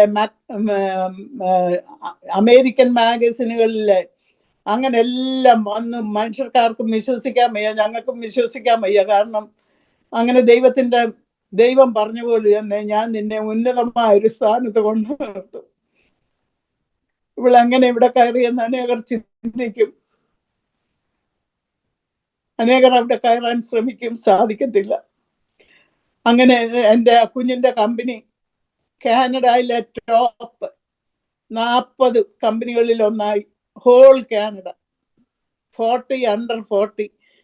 He is only at that time 26 years. And അതിനിടയിൽ 150 ജോലിക്കാർ, എല്ലാം എൻജിനീയേഴ്സും പ്രൊഫഷണൽ എൻജിനീയേഴ്സും പ്രോഗ്രാമേഴ്സും ഹൈ പേ കൊടുത്ത് നിർത്തിയിരിക്കുക. അങ്ങനെ ആയിരുന്ന സമയത്ത് ഞങ്ങൾ കല്യാണം ആലോചിച്ച് കുഞ്ഞിനെ കല്യാണം നടത്തി. അവൾ റെസിഡൻസി എടുത്തോണ്ടിരിക്കുക ന്യൂയോർക്കിൽ. So he appointed Pete Jones. ആ ആളെ ആപ്പിൾ കമ്പ്യൂട്ടറിന്റെ പ്രസിഡന്റാണ്. ആപ്പിൾ കമ്പ്യൂട്ടറിന്റെ പ്രസിഡന്റിനെ ബാബി മോൻ hired for his company. You cannot believe it. അങ്ങനെ ആ പുള്ളിക്ക് പ്രസിഡന്റ് സ്ഥാനം എടുത്ത കമ്പനിയുടെ. പിന്നെ ആ company it's a high-tech company. അപ്പൊ എല്ലാ കമ്പനികളിൽ നിന്നുള്ള IBM മുതലായുള്ള കമ്പനിയിൽ നിന്നുള്ള പ്രസിഡന്റ്സ് ഒക്കെ ഈ കമ്പനിയുടെ പ്രസിഡന്റിനെ കാണാൻ ചെല്ലും. അന്നേരം ആരാ ഇറങ്ങി വരുന്നത്? ഒരു ടീനേജർ പോലുള്ള ഒരു ബോയ് ഇറങ്ങി വരുന്നത്. He's the president of that company. അങ്ങനെ ദൈവത്തിന്റെ അത്ഭുതം ഞങ്ങളുടെ ജീവിതത്തിൽ കാണാൻ ഞങ്ങൾ ഇതൊന്നും അനേക കാര്യങ്ങളുണ്ട്. അത് ആ വെബ്സൈറ്റിൽ നമ്മൾ നോക്കിയാൽ hours and hours and hours you can see what he did. ഈ പീറ്റ് ജോൺസ് എന്ന് പറയുന്ന ആളിനെ ഹയർ ചെയ്യുന്നു. അപ്പൊ ഈ കമ്പനി, ഈ ഭാവിയുടെ കമ്പനി വന്ന് ഒരു മോൺട്രിയോളിലുള്ള ഒരു കമ്പനി, കോജനിക് കേസ് എന്നും പറഞ്ഞ 100,000 ജോലിക്കാരുള്ള ഒരു കമ്പനി വന്ന് ഇതിനോട് മേർജ് ചെയ്തു. കാരണം she studying there and this is too big for him because is 150 ജോലിക്കാര്, എല്ലാ എഞ്ചിനീയേഴ്സും ഒക്കെയാണ്. അങ്ങനെ ആ കമ്പനി വന്ന് ഇതിനോട് മേർജ് ചെയ്തു. അങ്ങനെയാണ് ബാബി ന്യൂയോർക്കിന് പോയി. അപ്പൊ ഇതെല്ലാം ടി വിയിലും ന്യൂസിലും മാഗസിനിലും എല്ലാം ഇങ്ങനെ വരാൻ തുടങ്ങി. അങ്ങനെ ദൈവത്തിന്റെ പിന്നെ വാട്ട് ഹാപ്പൻഡ്, അപ്പം ഇതെല്ലാം സംഭവിച്ചപ്പോൾ ഇവന്റെ യൂണിവേഴ്സിറ്റിക്കാർ സോ പ്രൗഡ് ഓഫ് ഹിം. ഒരു ഭയങ്കര, ഒരിക്കല് ഞാൻ അങ്ങ് ഇടയ്ക്കിടയ്ക്കൊക്കെ കയറി പറയാന്നേ ഉള്ളൂ, പക്ഷേ ഇഫ് യു ഹിയർ റിയൽ. ഒരു ദിവസം ബാബുമോൻ ഇവിടുന്ന് പോയി അറ്റ്ലാന്റയിലായി. അവിടെ റെസിഡൻസി എല്ലാം കഴിഞ്ഞു. അത് കഴിഞ്ഞ് ഒരു ദിവസം ഞങ്ങൾ ഇവിടെ ലഞ്ച് കഴിച്ചുകൊണ്ട് സൺഡേയിൽ ഇരുന്ന്, ഇവിടെ ഗസ്റ്റ് ആരാണ്ടുണ്ട് ഇരുന്നപ്പം ബെറ്റ്സിമോള് ഇവന്റെ ഭാര്യ ഇവിടെ വിളിച്ചു പറഞ്ഞു, മമ്മി ബാബിയുടെ പിക്ചർ അവിടെ കണ്ട് ഒരു സ്ഥലം പറഞ്ഞു, അവിടെ ഉണ്ട് എന്നോ എന്ത് പറഞ്ഞു, ഒരു സ്ട്രീറ്റിന്റെ പേരും പറഞ്ഞു. അപ്പൊ ഇവിടെ ഗസ്റ്റ് ഉണ്ട്. ഞാൻ ഡാഡിയോട് പറഞ്ഞു, ഡാഡി മണ്ടയിലാകുമ്പോൾ ഭയങ്കര ട്രാഫിക്, അതുകൊണ്ട് എന്താ നടക്കുന്നതെന്ന് നമുക്കറിയത്തില്ല, നമുക്കൊന്ന് പോകാമെന്നും പറഞ്ഞ് ആ സൺഡേ ഞങ്ങൾ പോയി. യൂണിവേഴ്സിറ്റിയുടെ അവിടെ എല്ലാം പോയി ഒന്നും കാണുന്നില്ല. യൂണിവേഴ്സിറ്റിയുടെ വാതുക്ക വന്നപ്പോൾ ഭയങ്കരമായിട്ടൊരു പോസ്റ്റർ, വലിയ പോസ്റ്റർ, ബാബിയുടെ ബാക്ക് ആൻഡ് ഫോർത്ത് അവന്റെ പിക്ചർ ഇട്ടുകൊണ്ട് അവൻ ചെയ്തത്.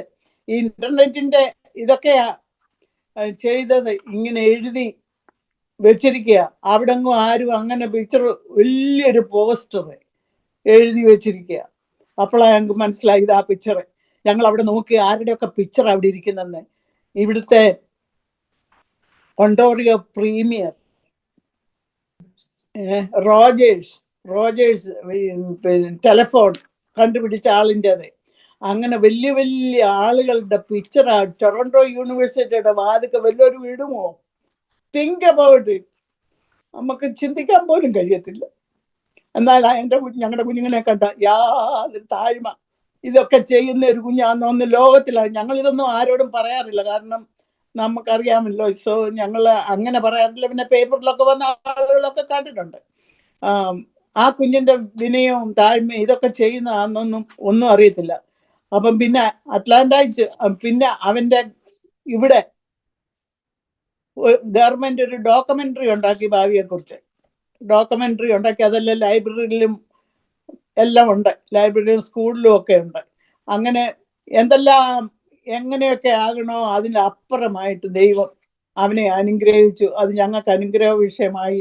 നമുക്ക് ഒന്ന്, അപ്പോൾ ഈ ഞങ്ങൾ ലാസ്റ്റില് ഇവന്റെ കമ്പനി വന്ന് മറ്റേ കമ്പനിയോട് ചോദിച്ചപ്പോൾ ഞാൻ പറഞ്ഞു, മോനെ ഈ ഒരു ഗ്രോസറി സ്റ്റോർ ഉള്ളവരാന്ന് അവര് പറയും, അയ്യോ ഞങ്ങൾക്ക് ഇതുണ്ട്, നീ ഇത്രയും ചെയ്തിട്ട് ഒരു മനുഷ്യനും നമ്മുടെ മലയാളികൾ ആരും അറിഞ്ഞിട്ടില്ലല്ലോ, കണ്ടിട്ടില്ലല്ലോ എന്ന് പറഞ്ഞ് ആ കമ്പനി പോകുന്നതിന് മുമ്പേ പിന്നെ ഇവിടെ അന്നേരം ബാബുമോൻ ഇവിടെ വന്നപ്പോൾ എഴുന്നേറ്റ് നിന്ന് ടെസ്റ്റ് മണി പറഞ്ഞു, നിങ്ങളുടെ കുഞ്ഞുങ്ങൾക്ക് ആർക്കെങ്കിലും എന്തെങ്കിലും കാണണമെങ്കിൽ കം ടു ദ ഓഫീസ് എന്നും പറഞ്ഞ് എല്ലാവരെയും വിളിച്ച് അവിടെ കൊണ്ടുവന്ന് എല്ലാവർക്കും ലഞ്ചും ഒക്കെ കൊടുത്ത് ബിൽഡിംഗ് എല്ലാം കാണിച്ച് അങ്ങനെ പിന്നെ അങ്ങനെ ഗവൺമെന്റ് ഒരു ഡോക്യുമെന്ററി ഉണ്ടാക്കി. അങ്ങനെ അതിഭയങ്കരമായിട്ടുള്ള രീതിയിൽ ദൈവം അവനെ അനുഗ്രഹിച്ചു. അതാണ് ആ സെക്കൻഡ് ഇതിൻ്റെ നിന്നെ ഞാൻ ഉന്നതമായൊരു സ്ഥാനത്ത് കൊണ്ടു നിർത്തുമെന്ന് പറഞ്ഞത്. അനവധി കാര്യങ്ങൾ പറയാനുണ്ടെങ്കിലും ഞാൻ അതെല്ലാം നിർത്തുകയാണ്. ഇനിയും പറയാനുള്ളത് ദൈവം എന്നെ കാണിച്ച 1-2 വിഷൻസ് കൂടെ പറയാം. സമയമായോ എനിക്കറിയത്തില്ല. അതായത് പല വിഷൻസ് ദൈവം എന്നെ, വിഷൻസും ഡ്രീംസും എന്നെ കാണിച്ചിട്ടുണ്ട്. അതെല്ലാം ഞാൻ ബുക്കിനകത്ത് എഴുതിയിട്ടുണ്ട്. പക്ഷേ എന്നെ ദൈവം അത്യാവശ്യമുള്ളതൊക്കെ പറയാം കേട്ടോ, സമയം തീർന്നെന്ന് ചിന്തിക്കേണ്ട, അത്യാവശ്യമുള്ളതൊക്കെ പറയാം. അപ്പം ഞാൻ ഈ വിഷന് മറ്റേ ബാബുമോൻ്റെ ഒത്തിരി പറയാനുണ്ട്, പക്ഷെ ഞാനത് നിർത്തുകയാണ്. വിഷൻ എന്നാന്ന് ചോദിച്ചാൽ 2007 ദൈവം എന്നെ ഒരു വിഷൻ കാണിച്ചത് ഫെബ്രുവരി 20th ആണെന്ന് തോന്നി. ഞാനിങ്ങനെ ഉറങ്ങിക്കിടക്കുക. ഒരു മുസ്ലിം മാൻ, about 35 years old Muslim man standing in front of me. ഞാൻ ഉറങ്ങിക്കിടക്കാം. ആസ്കിങ് മീ, ഞാൻ ഇത് കേട്ടത് അതുപോലെ പറയുകയാണ്, അതുപോലെ exactly word by word. Asking me, what is all these things happening in the world? What is all these things happening in the world എന്നോട് ചോദിക്കുക. അപ്പൊ ഞാൻ ആ ഉറക്കത്തിൽ കിടന്ന് പറയുക, don't you know that everything is written in the Bible എന്ന് ഞാൻ പറയാം. പറഞ്ഞു കഴിഞ്ഞ ഉടനെ ദർ ഈസ് എ സൗണ്ട്, ഒരു സൗണ്ട് ഇങ്ങോട്ട് വന്നിട്ട് പറയുകയാണ്, this is the beginning of the end.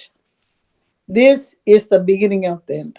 അത് പറഞ്ഞു കഴിഞ്ഞുടനെ ആ വേർഡ്സ് ഒരു വൈറ്റ് സ്ക്വയർ പേപ്പറിൽ പ്രിന്റ് ചെയ്തിട്ട് അതൊരു പോളയിൽ അഡ്വർടൈസ്മെന്റ് പോലെ അത് പോളൽ ഇങ്ങനെ കറക്കി അതിങ്ങനെ വെച്ചു. അപ്പം after seeing that many times ഞാൻ വിചാരിച്ചു, ഈ ബിഗിനിങ് ഓഫ് ദ എൻഡ് എന്ന് പറഞ്ഞാൽ എന്താണെന്നുള്ളത് ഞാൻ ചിന്തിച്ചു പല പ്രാവശ്യം. അപ്പോൾ ദൈവം എനിക്ക് മനസ്സിലാക്കി തന്നെ, ഇത് ഈ ഡ്രീം കണ്ടു കഴിഞ്ഞ് അനേകം നാളുകൾ കഴിഞ്ഞാൽ പിന്നെ ഞാൻ ഈ പറയാൻ പോകുന്നത് സംഭവിച്ചത്. ഞാൻ പലപ്പോഴും ചിന്തിച്ചു എന്താ ഈ ബിഗിനിങ് ഓഫ് ദ എൻഡ്. അപ്പം ദൈവം എന്നെ എന്നെ ജോവേൽ പ്രവചനം 2-ാം അധ്യായം 28-29 വാക്യത്തിലേക്ക് എന്നെ കൊണ്ടുവന്നു. ആ ജോവേൽ പ്രവചനം ഈ പറഞ്ഞിട്ട് അതിനകത്ത് പറയുന്നത്, അന്ത്യകാലത്ത് ഞാൻ സകല ഇടത്തിന്മേലും എൻ്റെ ആത്മാവിനെ പകരും, നിങ്ങളുടെ പുത്രന്മാരും പുത്രിമാരും പ്രവചിക്കും. ആ വാക്യങ്ങളാണ് പറഞ്ഞിരിക്കുന്നത് ജോവേൽ പ്രവചനം. അപ്പോൾ ആയതിനു ശേഷം അറൗണ്ട് 800 years ആഫ്റ്റർ ആണ് പെന്തക്കോസ് ദിനം വന്നത്. ആക്ട് ഓഫ് അപ്പോസ്തലർ 2-ാം അധ്യായത്തിൽ ജനമെല്ലാം ആത്മാവിലായി. ദൈവം സ്വർഗത്തിൽ നിന്ന് പരിശുദ്ധാത്മാവിനെ അയച്ചപ്പം എല്ലാവരും wondering what is all these people all over the world was there. അപ്പോൾ അവർ ചോദിക്കുന്നു, ഇതെന്താണ്? അവർക്കറിയത്തില്ല. ഇവര് വന്നവരുടെ ഭാഷയിൽ ഇവരെ ആത്മാവിൽ സംസാരിക്കുന്നു എന്ന് പറഞ്ഞപ്പോൾ പീറ്റർ എഴുന്നേറ്റ് നിന്ന് അതിൻ്റെ 2:16 വാക്യം ഇങ്ങനെ പറയും, നിങ്ങൾ ഊഹിക്കുന്നത് പോലെ ഇവർ ലഹരി പിടിച്ചവരല്ല. ഇപ്പോൾ 3-ാം മണി നേരമേ ആയിട്ടുള്ളൂ. ഇത് ജോവേൽ പ്രവാചനം പറഞ്ഞതുപോലെ എന്ന് അത് കോട്ടിക്കൊണ്ടാണ് പത്രോസ് പറയുന്നത്. അന്ത്യകാലത്ത് സകല ഇടത്തിന്മേലും എൻ്റെ ആത്മാവിനെ പകരും, നിങ്ങളുടെ പുത്രന്മാരും പുത്രിമാരും പ്രവചിക്കും എന്നുള്ളത് ജോവേൽ പ്രവാചകൻ പറഞ്ഞത് കൂട്ടിക്കൊണ്ടാണ് പത്രോസ് 2-ാം അധ്യായത്തിൽ പറയുന്നത്. അപ്പം ഈ ആത്മാവിനെ ദൈവം പകർന്നിട്ട് 2000 വർഷമായി ഈ അപ്പോസ്തല പ്രവൃത്തി നമ്മൾ വായിക്കുമ്പോൾ. അപ്പോൾ ഈ 2000 വർഷമായിട്ട് we are standing in the last days. 2000 വർഷമായിട്ട് we are standing in the last days. അതാണ് ദൈവം എന്നെ മനസ്സിലാക്കി തന്നത്. വേറൊരു വിഷൻ അതുകൂടെ പറഞ്ഞിട്ട് ഞാൻ നിൽക്കാം. ദൈവം അനവധി കാണിച്ചു. ഞാനിങ്ങനെ ഉറങ്ങിക്കിടക്കുക. Speaking, God is coming in fury. അത് കേട്ടപ്പോൾ ഞാൻ ആ ഉറക്കത്തിൽ കിടന്നുകൊണ്ട് നിലവിളിച്ച്, അയ്യോ കൈവിട്ട് പോകരുതേ എന്ന് നിലവിളിക്കുക. അത് കണ്ടു കഴിഞ്ഞ് ഞാൻ വിചാരിച്ചു, ഈ ഫ്യൂറി എന്നുള്ള വാക്കുകൾ ബൈബിളിലുണ്ടോ എന്ന് ചിന്തിക്കാൻ തുടങ്ങി.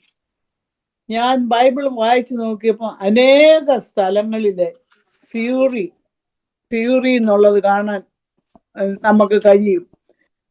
അപ്പം ദൈവത്തിൻ്റെ വചനം, ദൈവം നമ്മളെ കാണിക്കുന്നത് നമ്മൾ ഏറ്റെടുക്കണം എന്നുള്ളതാണ് ദൈവം നമ്മളെക്കുറിച്ച് ആഗ്രഹിക്കുന്നത്. അനവധി വാക്യങ്ങൾ ഞാൻ അതൊന്നും വായിക്കാൻ പോകുന്നില്ല, കാരണം ഇറ്റ് ടേക്സ് ലോങ് ടൈം. പിന്നെ വേറെ ഒരു ദർശനം കാണിച്ചത്, നമ്മളിപ്പോൾ ഇന്ത്യയിൽ നമ്മൾ വിഷമങ്ങളും പ്രയാസങ്ങളും പ്രതികൂലങ്ങളും എല്ലാം നടന്നുകൊണ്ടിരിക്കുന്ന ഒരു സമയമാണ്. നമ്മൾ ഭയപ്പെട്ടിരിക്കുകയാണ് ഇന്ത്യക്ക് എന്താ പറ്റുമെന്നൊക്കെ. എന്നെ ദൈവം ഒരു കാഴ്ച കാണിച്ചത് എന്താന്ന് ചോദിച്ചാൽ, ഞാനിങ്ങനെ ഉറങ്ങിക്കിടന്നപ്പോൾ ഈ ഭൂഗോളത്തിൻ്റെ പിക്ചർ എൻ്റെ മുമ്പിലേക്ക് വന്നു. ഓരോ രാജ്യങ്ങളും ഇങ്ങനെ കാണിച്ചിട്ട് അതിനകത്തെല്ലാം എക്സ് രൂപത്തിലുള്ള പിക്ചറാണ് വരുന്നത്. അതെല്ലാം നിറഞ്ഞ് മനോഹരമായിട്ട് ഇങ്ങനെ നിൽക്കുന്ന ഓരോ രാജ്യങ്ങളും. അത് കഴിഞ്ഞിട്ട് ഇന്ത്യ മഹാരാജ്യത്തിന്റെ പിക്ചർ ഇങ്ങോട്ട് വന്നു. അത് നോക്കിയപ്പോൾ മനോഹരമായിട്ടുള്ള പിക്ചർ, ക്രോസുകൾ, അതിനകത്ത് മനോഹരമായിട്ടുള്ള പിക്ചറുകൾ ഇങ്ങനെ വളരെ മനോഹരമായിട്ട് കിടക്കുന്നു. അത് കണ്ടപ്പോൾ ഞാൻ ആ ഉറക്കത്തിൽ കിടന്നുകൊണ്ട് പറയുക, അയ്യോ കർത്താവേ, ഇത് മറ്റൊന്നുമല്ല, നിന്റെ വരവാണ്. അപ്പം ദൈവം ഇന്ത്യ സന്ദർശിക്കാൻ പോവുകയാണ് ഒരു ദിവസം. നമ്മൾ വിചാരിക്കുന്ന പോലല്ല, ആരും കൈവിടപ്പെട്ടു പോകുവാൻ ദൈവം ആഗ്രഹിക്കുന്നില്ല. ആ ദൈവത്തെ, മഹാദൈവത്തെയാണ് നമ്മൾ നോക്കി വിളിക്കുന്നത്. ഈ ദൈവത്തെ വിളിപ്പാൻ ദൈവം നമുക്ക് ഇടയാക്കിയതിനെ ഓർത്ത് ഞാൻ എൻ്റെ ദൈവത്തെ സ്തുതിക്കുന്നു. പിന്നെ അങ്ങനെ അനവധി ദർശനങ്ങൾ ദൈവം എന്നെ തന്നു. അതൊന്നും എല്ലാം ഒന്നും പറയാൻ ഞാൻ പോകുന്നില്ല. എൻ്റെ പുസ്തകത്തിൽ അതെല്ലാം കുറച്ചെല്ലാം എഴുതിയിട്ടുണ്ട്. അത് ഇന്നലെ എന്നെ ഒരു പാസ്റ്റർ ഷിക്കാഗോയിൽ നിന്ന് വിളിച്ചു. പുള്ളി പറഞ്ഞു, ആൻറ്റിയുടെ ബുക്ക് ഞാൻ കണ്ടു, വായിച്ചു, വളരെ സന്തോഷമായിട്ട്. അനേക പാസ്റ്റേഴ്സ്, ഒരു 22 പാസ്റ്റേഴ്സ് ഞാൻ കൊടുക്കുന്നതല്ല, അവർ തന്നെ ചോദിച്ചു വാങ്ങിച്ചിട്ടുണ്ട്. എല്ലാവർക്കും അനുഗ്രഹമായി തീരുവാൻ ഞാൻ എൻ്റെ ദൈവത്തോട് പ്രാർത്ഥിക്കുന്നു. ഞാൻ ആ ബുക്ക് എഴുതി പ്രിന്റ് ചെയ്തൊക്കെ കഴിഞ്ഞപ്പോൾ ഞാൻ ദൈവത്തോട് പറഞ്ഞു, കർത്താവേ, ഈ ബുക്ക് വായിക്കുന്ന 1000 പേര് രക്ഷിക്കപ്പെടണമെന്ന് ഞാൻ എൻ്റെ ഹൃദയത്തിൽ ദൈവത്തോട് പറഞ്ഞു. എന്നാൽ ഞാൻ അത് ആരോടും പറഞ്ഞില്ല. എന്നാൽ ഈ ബുക്ക് എഴുതി ഇവിടെ വന്നപ്പം അതിൻ്റെ അവതാരി എഴുതിയിരിക്കുന്ന പാസ്റ്റർ KC തോമസ്, നമ്മുടെ കേരള സ്റ്റേറ്റ് പ്രസിഡന്റ്, അതിനകത്ത് എഴുതിയിരിക്കുന്നു, ലാസ്റ്റിൽ എഴുതിയിരിക്കുന്നു, ഇത് 1000-10,000 പേർക്ക് ഇത് അനുഗ്രഹപ്രദമാകട്ടെ എന്ന് പുള്ളി എഴുതിയിരിക്കുന്നു. ഞാൻ അറിഞ്ഞതല്ല, ഞാൻ പറഞ്ഞത് പുള്ളി അറിഞ്ഞതല്ല. അങ്ങനെ നമ്മൾ ഓരോ കാര്യങ്ങളും ചെയ്യുമ്പം ദൈവത്തിൻ്റെ ഹിതപ്രകാരം മാത്രം ഈ ലാസ്റ്റ് ഡേയ്സിലായി തീരുവാൻ ദൈവം നമ്മളെ സഹായിക്കട്ടെ. ദൈവത്തിന് സ്തോത്രം. ഞങ്ങളെ ഓർത്തും പ്രാർത്ഥിക്കണമെന്ന് ഞാൻ അപേക്ഷിക്കുന്നു. സമയം തീർന്നോ ആൻറ്റി? പറയാം, വിട്ടുപോയത് എന്തെങ്കിലും ഉണ്ടെങ്കിൽ പറയാം കേട്ടോ. തീർന്നെങ്കിൽ ഇറ്റ്സ് ഓക്കെ, നമുക്ക് ലാസ്റ്റിലെ വാക്യങ്ങൾ പറയാം. ഞാൻ ദൈവജനത്തോട് പറയാനുള്ളത്, these are the last days. നമ്മൾ പണ്ട് ജീവിച്ചതുപോലെ നമുക്ക് ജീവിക്കാൻ സാധ്യമല്ല. നമ്മൾ ദൈവത്തോടെ ഏറ്റവും അടുത്ത് ഏത് നിമിഷമാണ് എന്താണ് സംഭവിക്കുന്നതെന്ന് നമുക്കറിയത്തില്ല. ലോട്ട് ഓഫ് ആക്സിഡൻറ്റ്സ്, പ്രോബ്ലം, മരണങ്ങൾ എല്ലാം നടന്നുകൊണ്ടിരിക്കുകയാണ്. കർത്താവിൻ്റെ വരവും ഏറ്റവും എടുത്തു, അല്ലെങ്കിൽ നമ്മുടെ മരണം. ആയതിനുവേണ്ടി നമുക്ക് ഒരുങ്ങാമെന്നുള്ളതാണ് എൻ്റെ എപ്പോഴും ഉള്ള. കർത്താവിൻ്റെ വരവെന്ന് പറയുമ്പോൾ എൻ്റെ ഹൃദയം തുള്ളിച്ചാടും. കാരണം നമ്മൾ ഇത്രത്തോളം സേവിച്ച ദൈവത്തെ കാണാൻ നമ്മൾ നോക്കിയിരിക്കുകയാണല്ലോ. അതിനാൽ ഈ യൗവനക്കാർ തലമുറയോടും നമ്മളെ ദൈവത്തെക്കുറിച്ച് പറഞ്ഞ് ദൈവരാജ്യത്തിന് വേണ്ടി ഒരുങ്ങുവാൻ എല്ലാവർക്കും ഇടയാകട്ടെന്ന് മാത്രം ഞാൻ പ്രാർത്ഥിക്കുന്നു. ഇങ്ങനെ ഒരു സമയം തന്ന ശാന്തിയോടും പാസ്റ്ററിനോടും ഞങ്ങളുടെ വളരെ സ്നേഹമേറിയ വന്ദനങ്ങളെ ചൊല്ലുന്നു. ദൈവം നിങ്ങളെ അനുഗ്രഹിക്കട്ടെ. എല്ലാ നിങ്ങളുടെ മേഖലകളിലും ദൈവത്തിൻ്റെ സാന്നിധ്യം ഉണ്ടായിരിക്കട്ടെ എന്ന് പ്രാർത്ഥിക്കുന്നു. ഞങ്ങളെ ഓർത്ത് പ്രാർത്ഥിക്കണം. എനിക്ക് സഭയോടും ഒക്കെ പറയാനുള്ള ഒരു കാരണം, നശിച്ചു പോകുന്ന ആത്മാക്കളെ കുറിച്ച് തികഞ്ഞ ഭാരമുള്ളവരായിരിക്കണം. നമ്മളെ രാവും പകലും വിട്ടുപിരിയാത്ത പരിശുദ്ധാത്മാവിനാൽ നിറഞ്ഞവരായിരിക്കണം. ഞാൻ മുഖാന്തരം എൻ്റെ സഭയ്ക്കോ ഒരു കാരണവശാലും ദൈവസഭയ്ക്കോ ദൈവനാമത്തിനോ അപമാനം ഉണ്ടാക്കാതിരിക്കാൻ നമ്മൾ നോക്കണം. ദൈവത്തെ ഭയപ്പെട്ട് ജീവിപ്പാനുള്ള കൃപ നമ്മൾ ദിനംതോറും ചോദിക്കണം. ചിലപ്പോൾ നമ്മൾ മരിച്ചു കിടക്കുമ്പോഴായിരിക്കും പാസ്റ്റേഴ്സൊക്കെ പറയുന്നത്, ഓ, ഇവര് നല്ല പോർ പൊരുത് ഓട്ടം തികച്ച് വിശ്വാസം കാത്തുനിന്ന് ഒരു പാസ്റ്റർ പറയുന്നതല്ല. നമ്മളെ തന്നെ നമ്മൾ എല്ലാ ദിവസവും ചോദിക്കണം, റിയലി ആമായി നല്ല പോർ പൊരുതോ, ഓട്ടം തികച്ചോ, വിശ്വാസം കാത്തോ എന്നുള്ളത് നമ്മളെ തന്നെ നമ്മൾ ചോദിക്കേണ്ടിയിരിക്കുന്ന ദിവസങ്ങളാണ് വന്നിരിക്കുന്നത്. വല്ലാത്തൊരു കാലത്തിലേക്കാണ് നമ്മൾ വന്നിരിക്കുന്നത്, വല്ലാത്തൊരു കാലം. ഇതുപോലൊരു കാലം ഞാനിവിടെ വന്നിട്ട് 55 വർഷത്തിൽ കൂടുതലായി. എനിക്ക് മലയാളം റിയലി ചില വേർഡ്സ് ഒന്നും എൻ്റെ ഓടി വരത്തില്ല. എന്നാൽ ഞങ്ങൾ വന്നപ്പോൾ ഈ ദേശമൊക്കെ വളരെ ക്വയറ്റായിരുന്നു, മനോഹരമായൊരു പ്രദേശമായിരുന്നു, കള്ളത്തരവില്ല, വീടുകളൊക്കെ തുറന്നിട്ടേച്ച് കിടന്നുറങ്ങിയ സമയങ്ങളുണ്ട്. ഇപ്പോൾ മനുഷ്യന് ഭയമാണ്, ലൈറ്റ് ഇട്ടുകൊണ്ടാണ് രാത്രിയിൽ വെളിയിലും ഔട്ട്സൈഡിലും ഒക്കെ കിടക്കുന്നത്. അങ്ങനത്തെ വല്ലാത്തൊരു കാലത്തിലേക്ക് നമ്മൾ വന്നിരിക്കുന്നത്, എസ്പെഷ്യലി യങ് പീപ്പിൾ.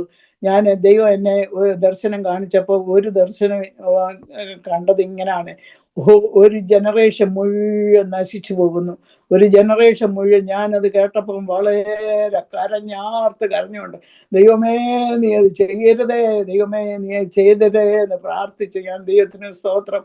അയ്യോ, നടക്കുന്ന നമുക്കൊന്നും അറിയത്തില്ല. ഓരോ പട്ടണങ്ങളിൽ, ന്യൂയോർക്ക്, അമേരിക്ക, എല്ലാം അമേരിക്ക അല്ലിപ്പം. കാരണം ദൈവത്തെ ഇല്ലാത്ത ഒരു രാജ്യമായി തീർന്നിരിക്കുകയാണ്.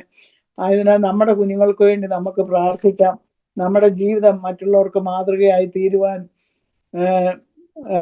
നമുക്ക് പ്രാർത്ഥിക്കാം. അല്ലാതെ നമ്മളെ കൊണ്ടൊന്നും സാധിക്കയില്ല. ദൈവത്തിന് സ്തോത്രം. ആകയാൽ നാമും സാക്ഷികളുടെ ഇത്ര വലിയ സമൂഹം നമുക്ക് ചുറ്റും നിൽക്കുന്നുണ്ട്. സകല ഭാരവും മുറുകെ പറ്റുന്ന ഭാവവും വിട്ട് നമുക്ക് മുമ്പിൽ വെച്ചിരിക്കുന്ന ഓട്ടം സ്ഥിരതയോടെ ഓടുക. കാരണം സമയങ്ങളൊക്കെ പെട്ടെന്ന് കഴിഞ്ഞു പോകും. ഇന്ന് നമ്മൾ എങ്ങനെയാ ജീവിച്ചത്, അത് നാളെ നമുക്ക് അതുപോലെ ജീവിക്കാനൊക്കത്തില്ല. കാരണം എല്ലാ ദിവസവും ദൈവത്തിന് വേണ്ടി ജീവിച്ച് ചിന്തിച്ച് മരിക്കും. നമ്മൾ ദൈവത്തിന്റെ സന്നിധി ചെന്ന് നിൽക്കുമ്പോൾ നമ്മുടെ കാലുകൾ ആടാതിരിപ്പാൻ ദൈവം ഇടയാക്കട്ടെ എന്ന് ഞാൻ പ്രാർത്ഥിക്കുകയാണ്. എനിക്ക് അനവധി കാര്യങ്ങൾ പറയാനുണ്ടായിരുന്നു, പക്ഷെ ഞാൻ എല്ലാം വെട്ടിച്ചുരുക്കി. കാരണം സമയത്തിന്റെ ചുരുക്കത്താലും പല വിഷയങ്ങളും നമ്മുടെ മനസ്സിലേക്ക് ഓടി വരത്തില്ല. കാരണം അനേക വർഷങ്ങളെ സ്റ്റോറിയാണ്. ദൈവം നടത്തിയ എല്ലാ വഴികൾക്കായി ഞാൻ എൻ്റെ ദൈവത്തെ സ്തുതിക്കുന്നു. ഇത്ര വലിയ ദൈവത്തെ കണ്ടുമുട്ടുവാൻ ദൈവം ഇടയാക്കിയതിനായി സ്തോത്രം. ഞാൻ നന്ദിയോട് സ്തോത്രം ചെയ്യുന്നു. പ്രധാന സ്തോത്രം. നല്ല അനുഗ്രഹിക്കപ്പെട്ട ജീവിതാനുഭവങ്ങൾ പ്രിയ ആൻറ്റിയിൽ നിന്ന് നമ്മൾ കേട്ടുകൊണ്ടിരിക്കുകയായിരുന്നു. ദൈവം നമ്മെല്ലാം അനുഗ്രഹിക്കട്ടെ. ആൻറ്റിയെ ധാരാളമായിട്ട് അനുഗ്രഹിക്കട്ടെ. ആൻറ്റിയുടെ പുസ്തകത്തിന്റെ പേരെന്തുവാ? പേര് കൊടുത്തേക്കുന്നത്, ടൈറ്റിൽ കൊടുത്തേക്കുന്നത്? എന്റെ വിശ്വാസ ജീവിത പോരാട്ടങ്ങളും അത്ഭുതങ്ങളും. പുസ്തകം കയ്യിലുണ്ടല്ലോ, ഒന്ന് കാണിച്ചട്ടെ ആൻറ്റിയെ ക്യാമറയുടെ മുന്നിലോട്ട്. ഓക്കെ, എൻ്റെ വിശ്വാസ ജീവിത പോരാട്ടങ്ങളും അനുഭവങ്ങളും. റീമ പബ്ലിക്കേഷൻ പബ്ലിഷ് ചെയ്തിരിക്കുന്നല്ലേ? അത്ഭുതങ്ങളും പോരാട്ടങ്ങളും അത്ഭുതങ്ങളും. റീമ പബ്ലിക്കേഷൻ തിരുവല്ല. റീമ പബ്ലിക്കേഷനിലുണ്ട്, തിരുവല്ലയിലുണ്ട്. പുസ്തകം വേണ്ടവർ റീമ പബ്ലിക്കേഷൻ തിരുവല്ലയിൽ ബന്ധപ്പെടുക. കഴിഞ്ഞ പ്രാവശ്യവും നമ്മൾ സടകൂര സിസ്റ്ററുടെ പുസ്തകം റീമ പബ്ലിക്കേഷനിൽ നിന്ന് അതും പബ്ലിഷ് ചെയ്തത് നമ്മൾ കുറേ ആളുകൾക്ക് നമ്പർ കൊടുത്തിരുന്നു. അനുഗ്രഹമായി തീരട്ടെ എന്ന് പ്രാർത്ഥിക്കുന്നു. അനേകർക്ക് ആൻറ്റി ആശ വെച്ചതുപോലെ അനേകർക്ക് ഈ പുസ്തകം അനുഗ്രഹമായി തീരട്ടെ എന്ന് പ്രാർത്ഥിക്കുന്നു. ആൻറ്റി, നമ്മുടെ വ്യൂവേഴ്സിന് വേണ്ടി ആൻറ്റിക്ക് തന്നെ ഒന്ന് പ്രാർത്ഥിക്കാം, ചുരുക്കമായിട്ട് ഒന്ന് പ്രാർത്ഥിക്കാം. ദൈവിക അനുഗ്രഹങ്ങൾ അവരുടെ മേലൊക്കെ വെളിപ്പെടാനിടയായി തീരട്ടെ. വിശ്വസ്തനായ ഞങ്ങളുടെ നല്ല ദൈവമേ, സ്വർഗീയ പിതാവേ, ഈ ഉച്ചതിരിഞ്ഞ സമയത്തിന് വേണ്ടി ഞങ്ങൾ നിന്നോട് പ്രാർത്ഥിക്കുന്നു. ഇന്ന് പകൽക്കാലം നിന്നെ സ്തുതിപ്പാനും ആരാധിപ്പാനും നിന്നെക്കുറിച്ച് സംസാരിപ്പാനും ഞങ്ങൾക്ക് ഇട തന്നതിനെ ഓർത്തടി ഞങ്ങളങ്ങ് സ്തുതിക്കുന്നു, സ്തോത്രം ചെയ്യുന്നു. നീ നല്ലവനാണ്, നീ വിശ്വസ്തനാണ്, നീ ഏകനായി മഹാത്ഭുതങ്ങളെ പ്രവർത്തിക്കുന്ന ദൈവമാണ്. ഞങ്ങളുടെ ഹൃദയത്തിലെ അന്തരന്തരങ്ങളെയും ശോധന ചെയ്യുന്ന ദൈവമാണ് കർത്താവെ. ഞങ്ങൾ ചിന്തിക്കുന്നതിന് മുമ്പേ നീ ഞങ്ങളെക്കുറിച്ച് ചിന്തിക്കുന്ന ദൈവമാകിയാൽ സ്തോത്രം. ഞങ്ങളുടെ സകല ഭാരങ്ങളും നിന്റെ മേൽ തരുവാൻ നീ കൽപ്പിച്ചിട്ടുണ്ട്. കർത്താവെ, അടിയനെ കേൾക്കുന്ന നിന്റെ പ്രിയ മക്കൾക്കായി അടിയങ്ങളെ സ്തുതിക്കുന്നു. കർത്താവെ, നീ അവരെ എല്ലാം അനുഗ്രഹിക്കുമാറാകണമെന്ന് പ്രാർത്ഥിക്കുന്നു. ഈ വലിയവനായ ദൈവത്തെ കണ്ടുമുട്ടുവാൻ ഹല്ലേലൂയ നീ ഇടയാക്കുമാറാകണമെന്ന് പ്രാർത്ഥിക്കുന്നു. സർവശക്തിയുള്ള ദൈവം, സകലത്തിൻ്റെയും ഉടയവന് ഹല്ലേലൂയ ഹല്ലേലൂയ. നീ ഒഴിയാതൊരു നന്മയും ഞങ്ങളുടെ ജീവിതത്തിൽ ഇല്ല കർത്താവെ. സ്തോത്രം സ്തോത്രം സ്തോത്രം. അടിയനെ കേൾക്കുന്ന എല്ലാ ആളുകൾക്കും കർത്താവ് ഇവരെ നിന്റെ കരങ്ങളിൽ വയ്ക്കുന്നു. പ്രശ്നങ്ങൾക്ക് കടന്നു പോകുന്നവരോട് മനസ്സലിമറാകണമെന്ന് പ്രാർത്ഥിക്കുന്നു. ജീവനുള്ള ദൈവത്തെ സേവിപ്പാൻ കർത്താവെ എല്ലാവരെയും നീ ഒരുക്കുമാറാകണമെന്ന് പ്രാർത്ഥിക്കുന്നു. നിന്റെ വരവേറ്റം അടുത്തിരിക്കുന്നതിനാൽ കർത്താവെ ഞങ്ങളെല്ലാവരും ഉത്സവരായി നിന്റെ സന്നിധിയിലായിരിക്കാൻ സഹായിക്കണമെന്ന് പ്രാർത്ഥിക്കുന്നു. കർത്താവെ പാസ്റ്റർ പിന്നെയും സിസ്റ്റർ ശാന്തിയെ നിന്റെ കരങ്ങളിൽ വയ്ക്കുന്ന കർത്താവ് നീ അവരെ അനുഗ്രഹിക്കുമാറാകണമെന്ന് പ്രാർത്ഥിക്കുന്നു. അവർ ചെയ്യുന്ന എല്ലാ പ്രവർത്തനങ്ങളുടെ മേലും നിന്റെ കർത്താവേ ഹല്ലേലൂയ നീ അവരെ അനുഗ്രഹിച്ച് കർത്താവെ മാനിക്കുമാറാകണമെന്ന് പ്രാർത്ഥിക്കുന്നു. എത്രയോ നാളുകളായിട്ട് കർത്താവേ അവർ ചെയ്യുന്ന ഈ പ്രവർത്തനങ്ങളെ ഹല്ലേലൂയ കർത്താവെ നീ സഹായിക്കണം, അനുഗ്രഹിക്കണം. 1000 10,000ങ്ങൾക്ക് കർത്താവെ 1000 പേര് രക്ഷിക്കപ്പെടുവാൻ നീ സഹായിക്കുമാറാകണമെന്ന് പ്രാർത്ഥിക്കുന്നു. നന്ദിയോട് സ്തോത്രം. നീ ഞങ്ങളെ ഏൽപ്പിച്ചിരിക്കുന്ന താലന്ത് വിശ്വസ്തയോട് വ്യാപാരം ചെയ്യുവാൻ ഞങ്ങളെ സഹായിക്കുമാറാകണമെന്ന് പ്രാർത്ഥിക്കുന്നു. നന്ദിയോട് സ്തോത്രം. കർത്താവെ നീ നല്ലവൻ, നീ വിശ്വസ്തൻ, നീ ഏകനായി മഹാത്ഭുതങ്ങളെ പ്രവർത്തിക്കുന്ന ദൈവമാണ് കർത്താവെ. നീ ഒഴികെ വേറെ യാതൊരു നന്മയും ഞങ്ങളുടെ ജീവിതത്തിൽ ഇല്ലെന്ന് ഞങ്ങൾ പറഞ്ഞുകൊള്ളുന്നു കർത്താവെ. എന്ന് പറഞ്ഞാലോട് ഞങ്ങളോട് മനസ്സലിമറാകണമെന്ന് പ്രാർത്ഥിക്കുന്നു. കർത്താവെ പാസ്റ്ററിന്റെ കുഞ്ഞുങ്ങളെ നീ അനുഗ്രഹിക്കണമേ, നീ അവരെ അനുഗ്രഹിക്കണം കർത്താവെ. ഹല്ലേലൂയ. അവിടുത്തെ കാര്യങ്ങളിലും എല്ലാ വിഷയങ്ങളിലും കുഞ്ഞുമേൽ നിന്റെ ദയ ഉണ്ടായിരിക്കുമെന്ന് പ്രാർത്ഥിക്കുന്നു. നീ ഞങ്ങളുടെ ദൈവമാണ്, ഞങ്ങളുടെ പിതാവാണ്, സകലത്തിന് സകലമാണ് കർത്താവെ. ഹല്ലേലൂയ. ഇന്ന് പകൽക്കാലം ഞങ്ങളോട് മനസ്സലിമറാകണമെന്ന് പ്രാർത്ഥിക്കുന്നു. നന്ദിയോട് സ്തോത്രം. മനോഭാവത്തെടുക്കണമേ, യേശുവിന്റെ നാമത്തിൽ അപേക്ഷിക്കുന്ന കൃപയോട് കേൾക്കുമാറാകണമേ. ആമേൻ, ആമേൻ, ആമേൻ. പിതാപുത്ര പരിശുദ്ധാത്മാവാകുന്ന ത്രിയേക ദൈവത്തിൻ്റെ കൂട്ടായ്മ സഹവാസം കാവൽ നമ്മെല്ലാവരോടും പ്രത്യേകമായി നമ്മുടെ നാട്ടിൽ കടന്നു വന്ന ജീവിതാനുഭവങ്ങൾ പങ്കുവെച്ച പ്രിയ അമ്മുക്കുട്ടി ആൻറ്റിയുടെ മേൽ, തൻ്റെ കുടുംബത്തിൻ്റെ മേൽ, കുഞ്ഞുങ്ങളുടെ മേൽ ഇന്നു മുതൽ എപ്പോഴും എന്നേക്കുണ്ടായിരിക്കുമാറാകട്ടെ. ആമേൻ, ആമേൻ, ആമേൻ. Thank you aunty. ഒരു പ്രാവശ്യം നന്ദി പറയുക.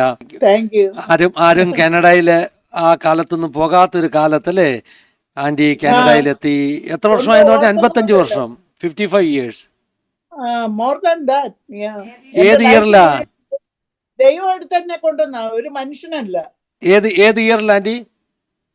ഞാന് 1967 ഇവിടെ വന്നു. 1967 1967 എന്ന് പറയുമ്പോൾ മോർ ദാൻ 52-53 years. അല്ല, അതിൽ കൂടുതൽ അല്ലേ? അതിൽ കൂടുതൽ.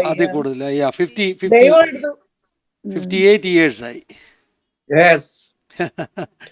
അങ്കിളും കേൾക്കുന്നുണ്ട്. ദൈവം സഹായിക്കട്ടെ. അതെ, അതെ. ദൈവം എല്ലാവരെയും അനുഗ്രഹിക്കട്ടെ. ആ പുസ്തകം വേണ്ടവര് റീമ പബ്ലിക്കേഷൻ തിരുവല്ലായുമായിട്ട് ബന്ധപ്പെടും. ആ പുസ്തകം കിട്ടും. ആൻറ്റിയുടെ അനുഭവങ്ങൾ മുഴുവൻ നിങ്ങൾക്ക് അതിനകത്ത് വായിക്കാം. ദൈവം സഹായിക്കട്ടെ. അതുപോലെ തന്നെ മോൻ്റെ കാര്യം പറഞ്ഞത് ഒരു വലിയൊരു അച്ചീവ്മെൻറ്റ്. കാരണം കോഗ്നിസെൻ്റ് പോലെ ഒരു കമ്പനിയുമായിട്ട് കമ്പനി മേർജ് ചെയ്തെന്ന് പറഞ്ഞാൽ അത് തന്നെ ഒരു വലിയ ഒരു അച്ചീവ്മെൻ്റ് ആണ്. വലിയ മിറക്കിളാണ്. അത് അത് കഴിഞ്ഞ് അവന് ഇപ്പം ഹീ സ്റ്റാർട്ടഡ് മെനി കമ്പനീസ്. ഈ ഇവിടുത്തെ കമ്പനി കഴിഞ്ഞ പിന്നെ 2-3 കമ്പനി അവൻ സ്റ്റാർട്ട് ചെയ്ത് ഈ സോൾഡ് ഇറ്റ്. ആൻഡ് ഇപ്പം കഴിഞ്ഞ 22 വർഷമായിട്ട് അറ്റ്ലാന്റയിൽ ബാൻഡ് ഓഫ് കോഡേഴ്സ് എന്ന് പറഞ്ഞൊരു കമ്പനിയാണ് അവൻ്റെ. അതില് പിന്നെ എല്ലാം പ്രൊഫഷണൽ എഞ്ചിനീയേഴ്സും പ്രോഗ്രാമേഴ്സും ഒക്കെ വർക്ക് ചെയ്യുന്നത്. So he is the founder of many companies. അത് തന്നെയല്ല, അവൻ്റെ technology used by the largest institutions in the world. His technology. ദൈവം കൊടുത്ത. ഞാൻ എപ്പോഴും പറയും, മോനെ, this is not our minds, it's God. Because നമ്മുടെ കണ്ണുനീര് കാണുന്ന ദൈവമാണ്. I remember when they were young, they go to school and my husband goes to work. ഞാൻ എൻ്റെ വീട്ടിലിരുന്ന് ഞാൻ ഒന്നിനും വേണ്ടി പ്രാർത്ഥിച്ചിട്ടില്ല. എൻ്റെ ദൈവമേ, എൻ്റെ മക്കളെ ഡോക്ടർ ആക്കണം, അവരുടെ ടെസ്റ്റ് എന്നാ, ഇങ്ങനെ വേണം, അങ്ങനെ വേണം, എനിക്ക് വലിയ വീട് വേണം, എനിക്ക് അത് വേണം, ഇത് വേണം. എൻ്റെ വായിൽ നിന്ന് വന്നിട്ടില്ല. ഞാൻ പ്രാർത്ഥിക്കുന്നത് എങ്ങനെയാണെന്ന് അറിയാമോ? ആത്മാവില് മണിക്കൂർ കണക്കിന് ദൈവമായിട്ടിരുന്ന ആത്മാവിൽ പ്രാർത്ഥിക്കുക, പാടുക. That's all I did. അപ്പൊ ഞാൻ കുഞ്ഞിനോട് പറയും, മോനെ, ദർ ഈസ് എ മിസ്റ്ററി. നിങ്ങൾക്കറിയത്തില്ല. ഇതൊക്കെ പറഞ്ഞാലേ ഞാൻ ആ ചുരുക്കത്തിൽ അങ്ങ് വിട്ടുന്നേ ഉള്ളൂ. കാരണം നമ്മൾ വെളിയിൽ എന്തിനാ ഒത്തിരി പറയുന്നു. എന്നാൽ ആ കുഞ്ഞ് ഇപ്പോഴും ഹമ്പിൾ. ഡാഡിയോട് പറഞ്ഞു, അവന്റെ കമ്പനി സ്റ്റാർട്ട് ചെയ്ത് കഴിഞ്ഞെന്നെ പറഞ്ഞ് ഡാഡി ക്വിറ്റ് ജോബ് ക്വിറ്റ് ചെയ്യാൻ ഇവിടെ ജനിച്ച പിള്ളേരാന്ന് വിചാരിക്കണം, അല്ല കേരളത്തിലെ അല്ല. ക്വിറ്റ് ജോബ് എന്ന് പറഞ്ഞ് ഡാഡി ക്വിറ്റ് ചെയ്തില്ല. പിന്നെയും അവൻ നിർബന്ധിച്ചു. 1 വർഷം കഴിഞ്ഞപ്പം ക്വിറ്റ് ജോബ് എന്നും പറഞ്ഞ് ഡാഡിയെ കൊണ്ട് ജോബ് ക്വിറ്റ് ചെയ്യിപ്പിച്ചു.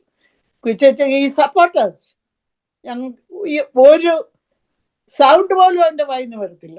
എന്തെങ്കിലും എഴുതി ചോദിച്ചാൽ ഈ ജസ്റ്റ് റൈറ്റ്. അതെ, ദൈവത്തിന്റെ ഇപ്പോഴും സ്തോത്രം. Thank you for watching. Thank you. God bless you.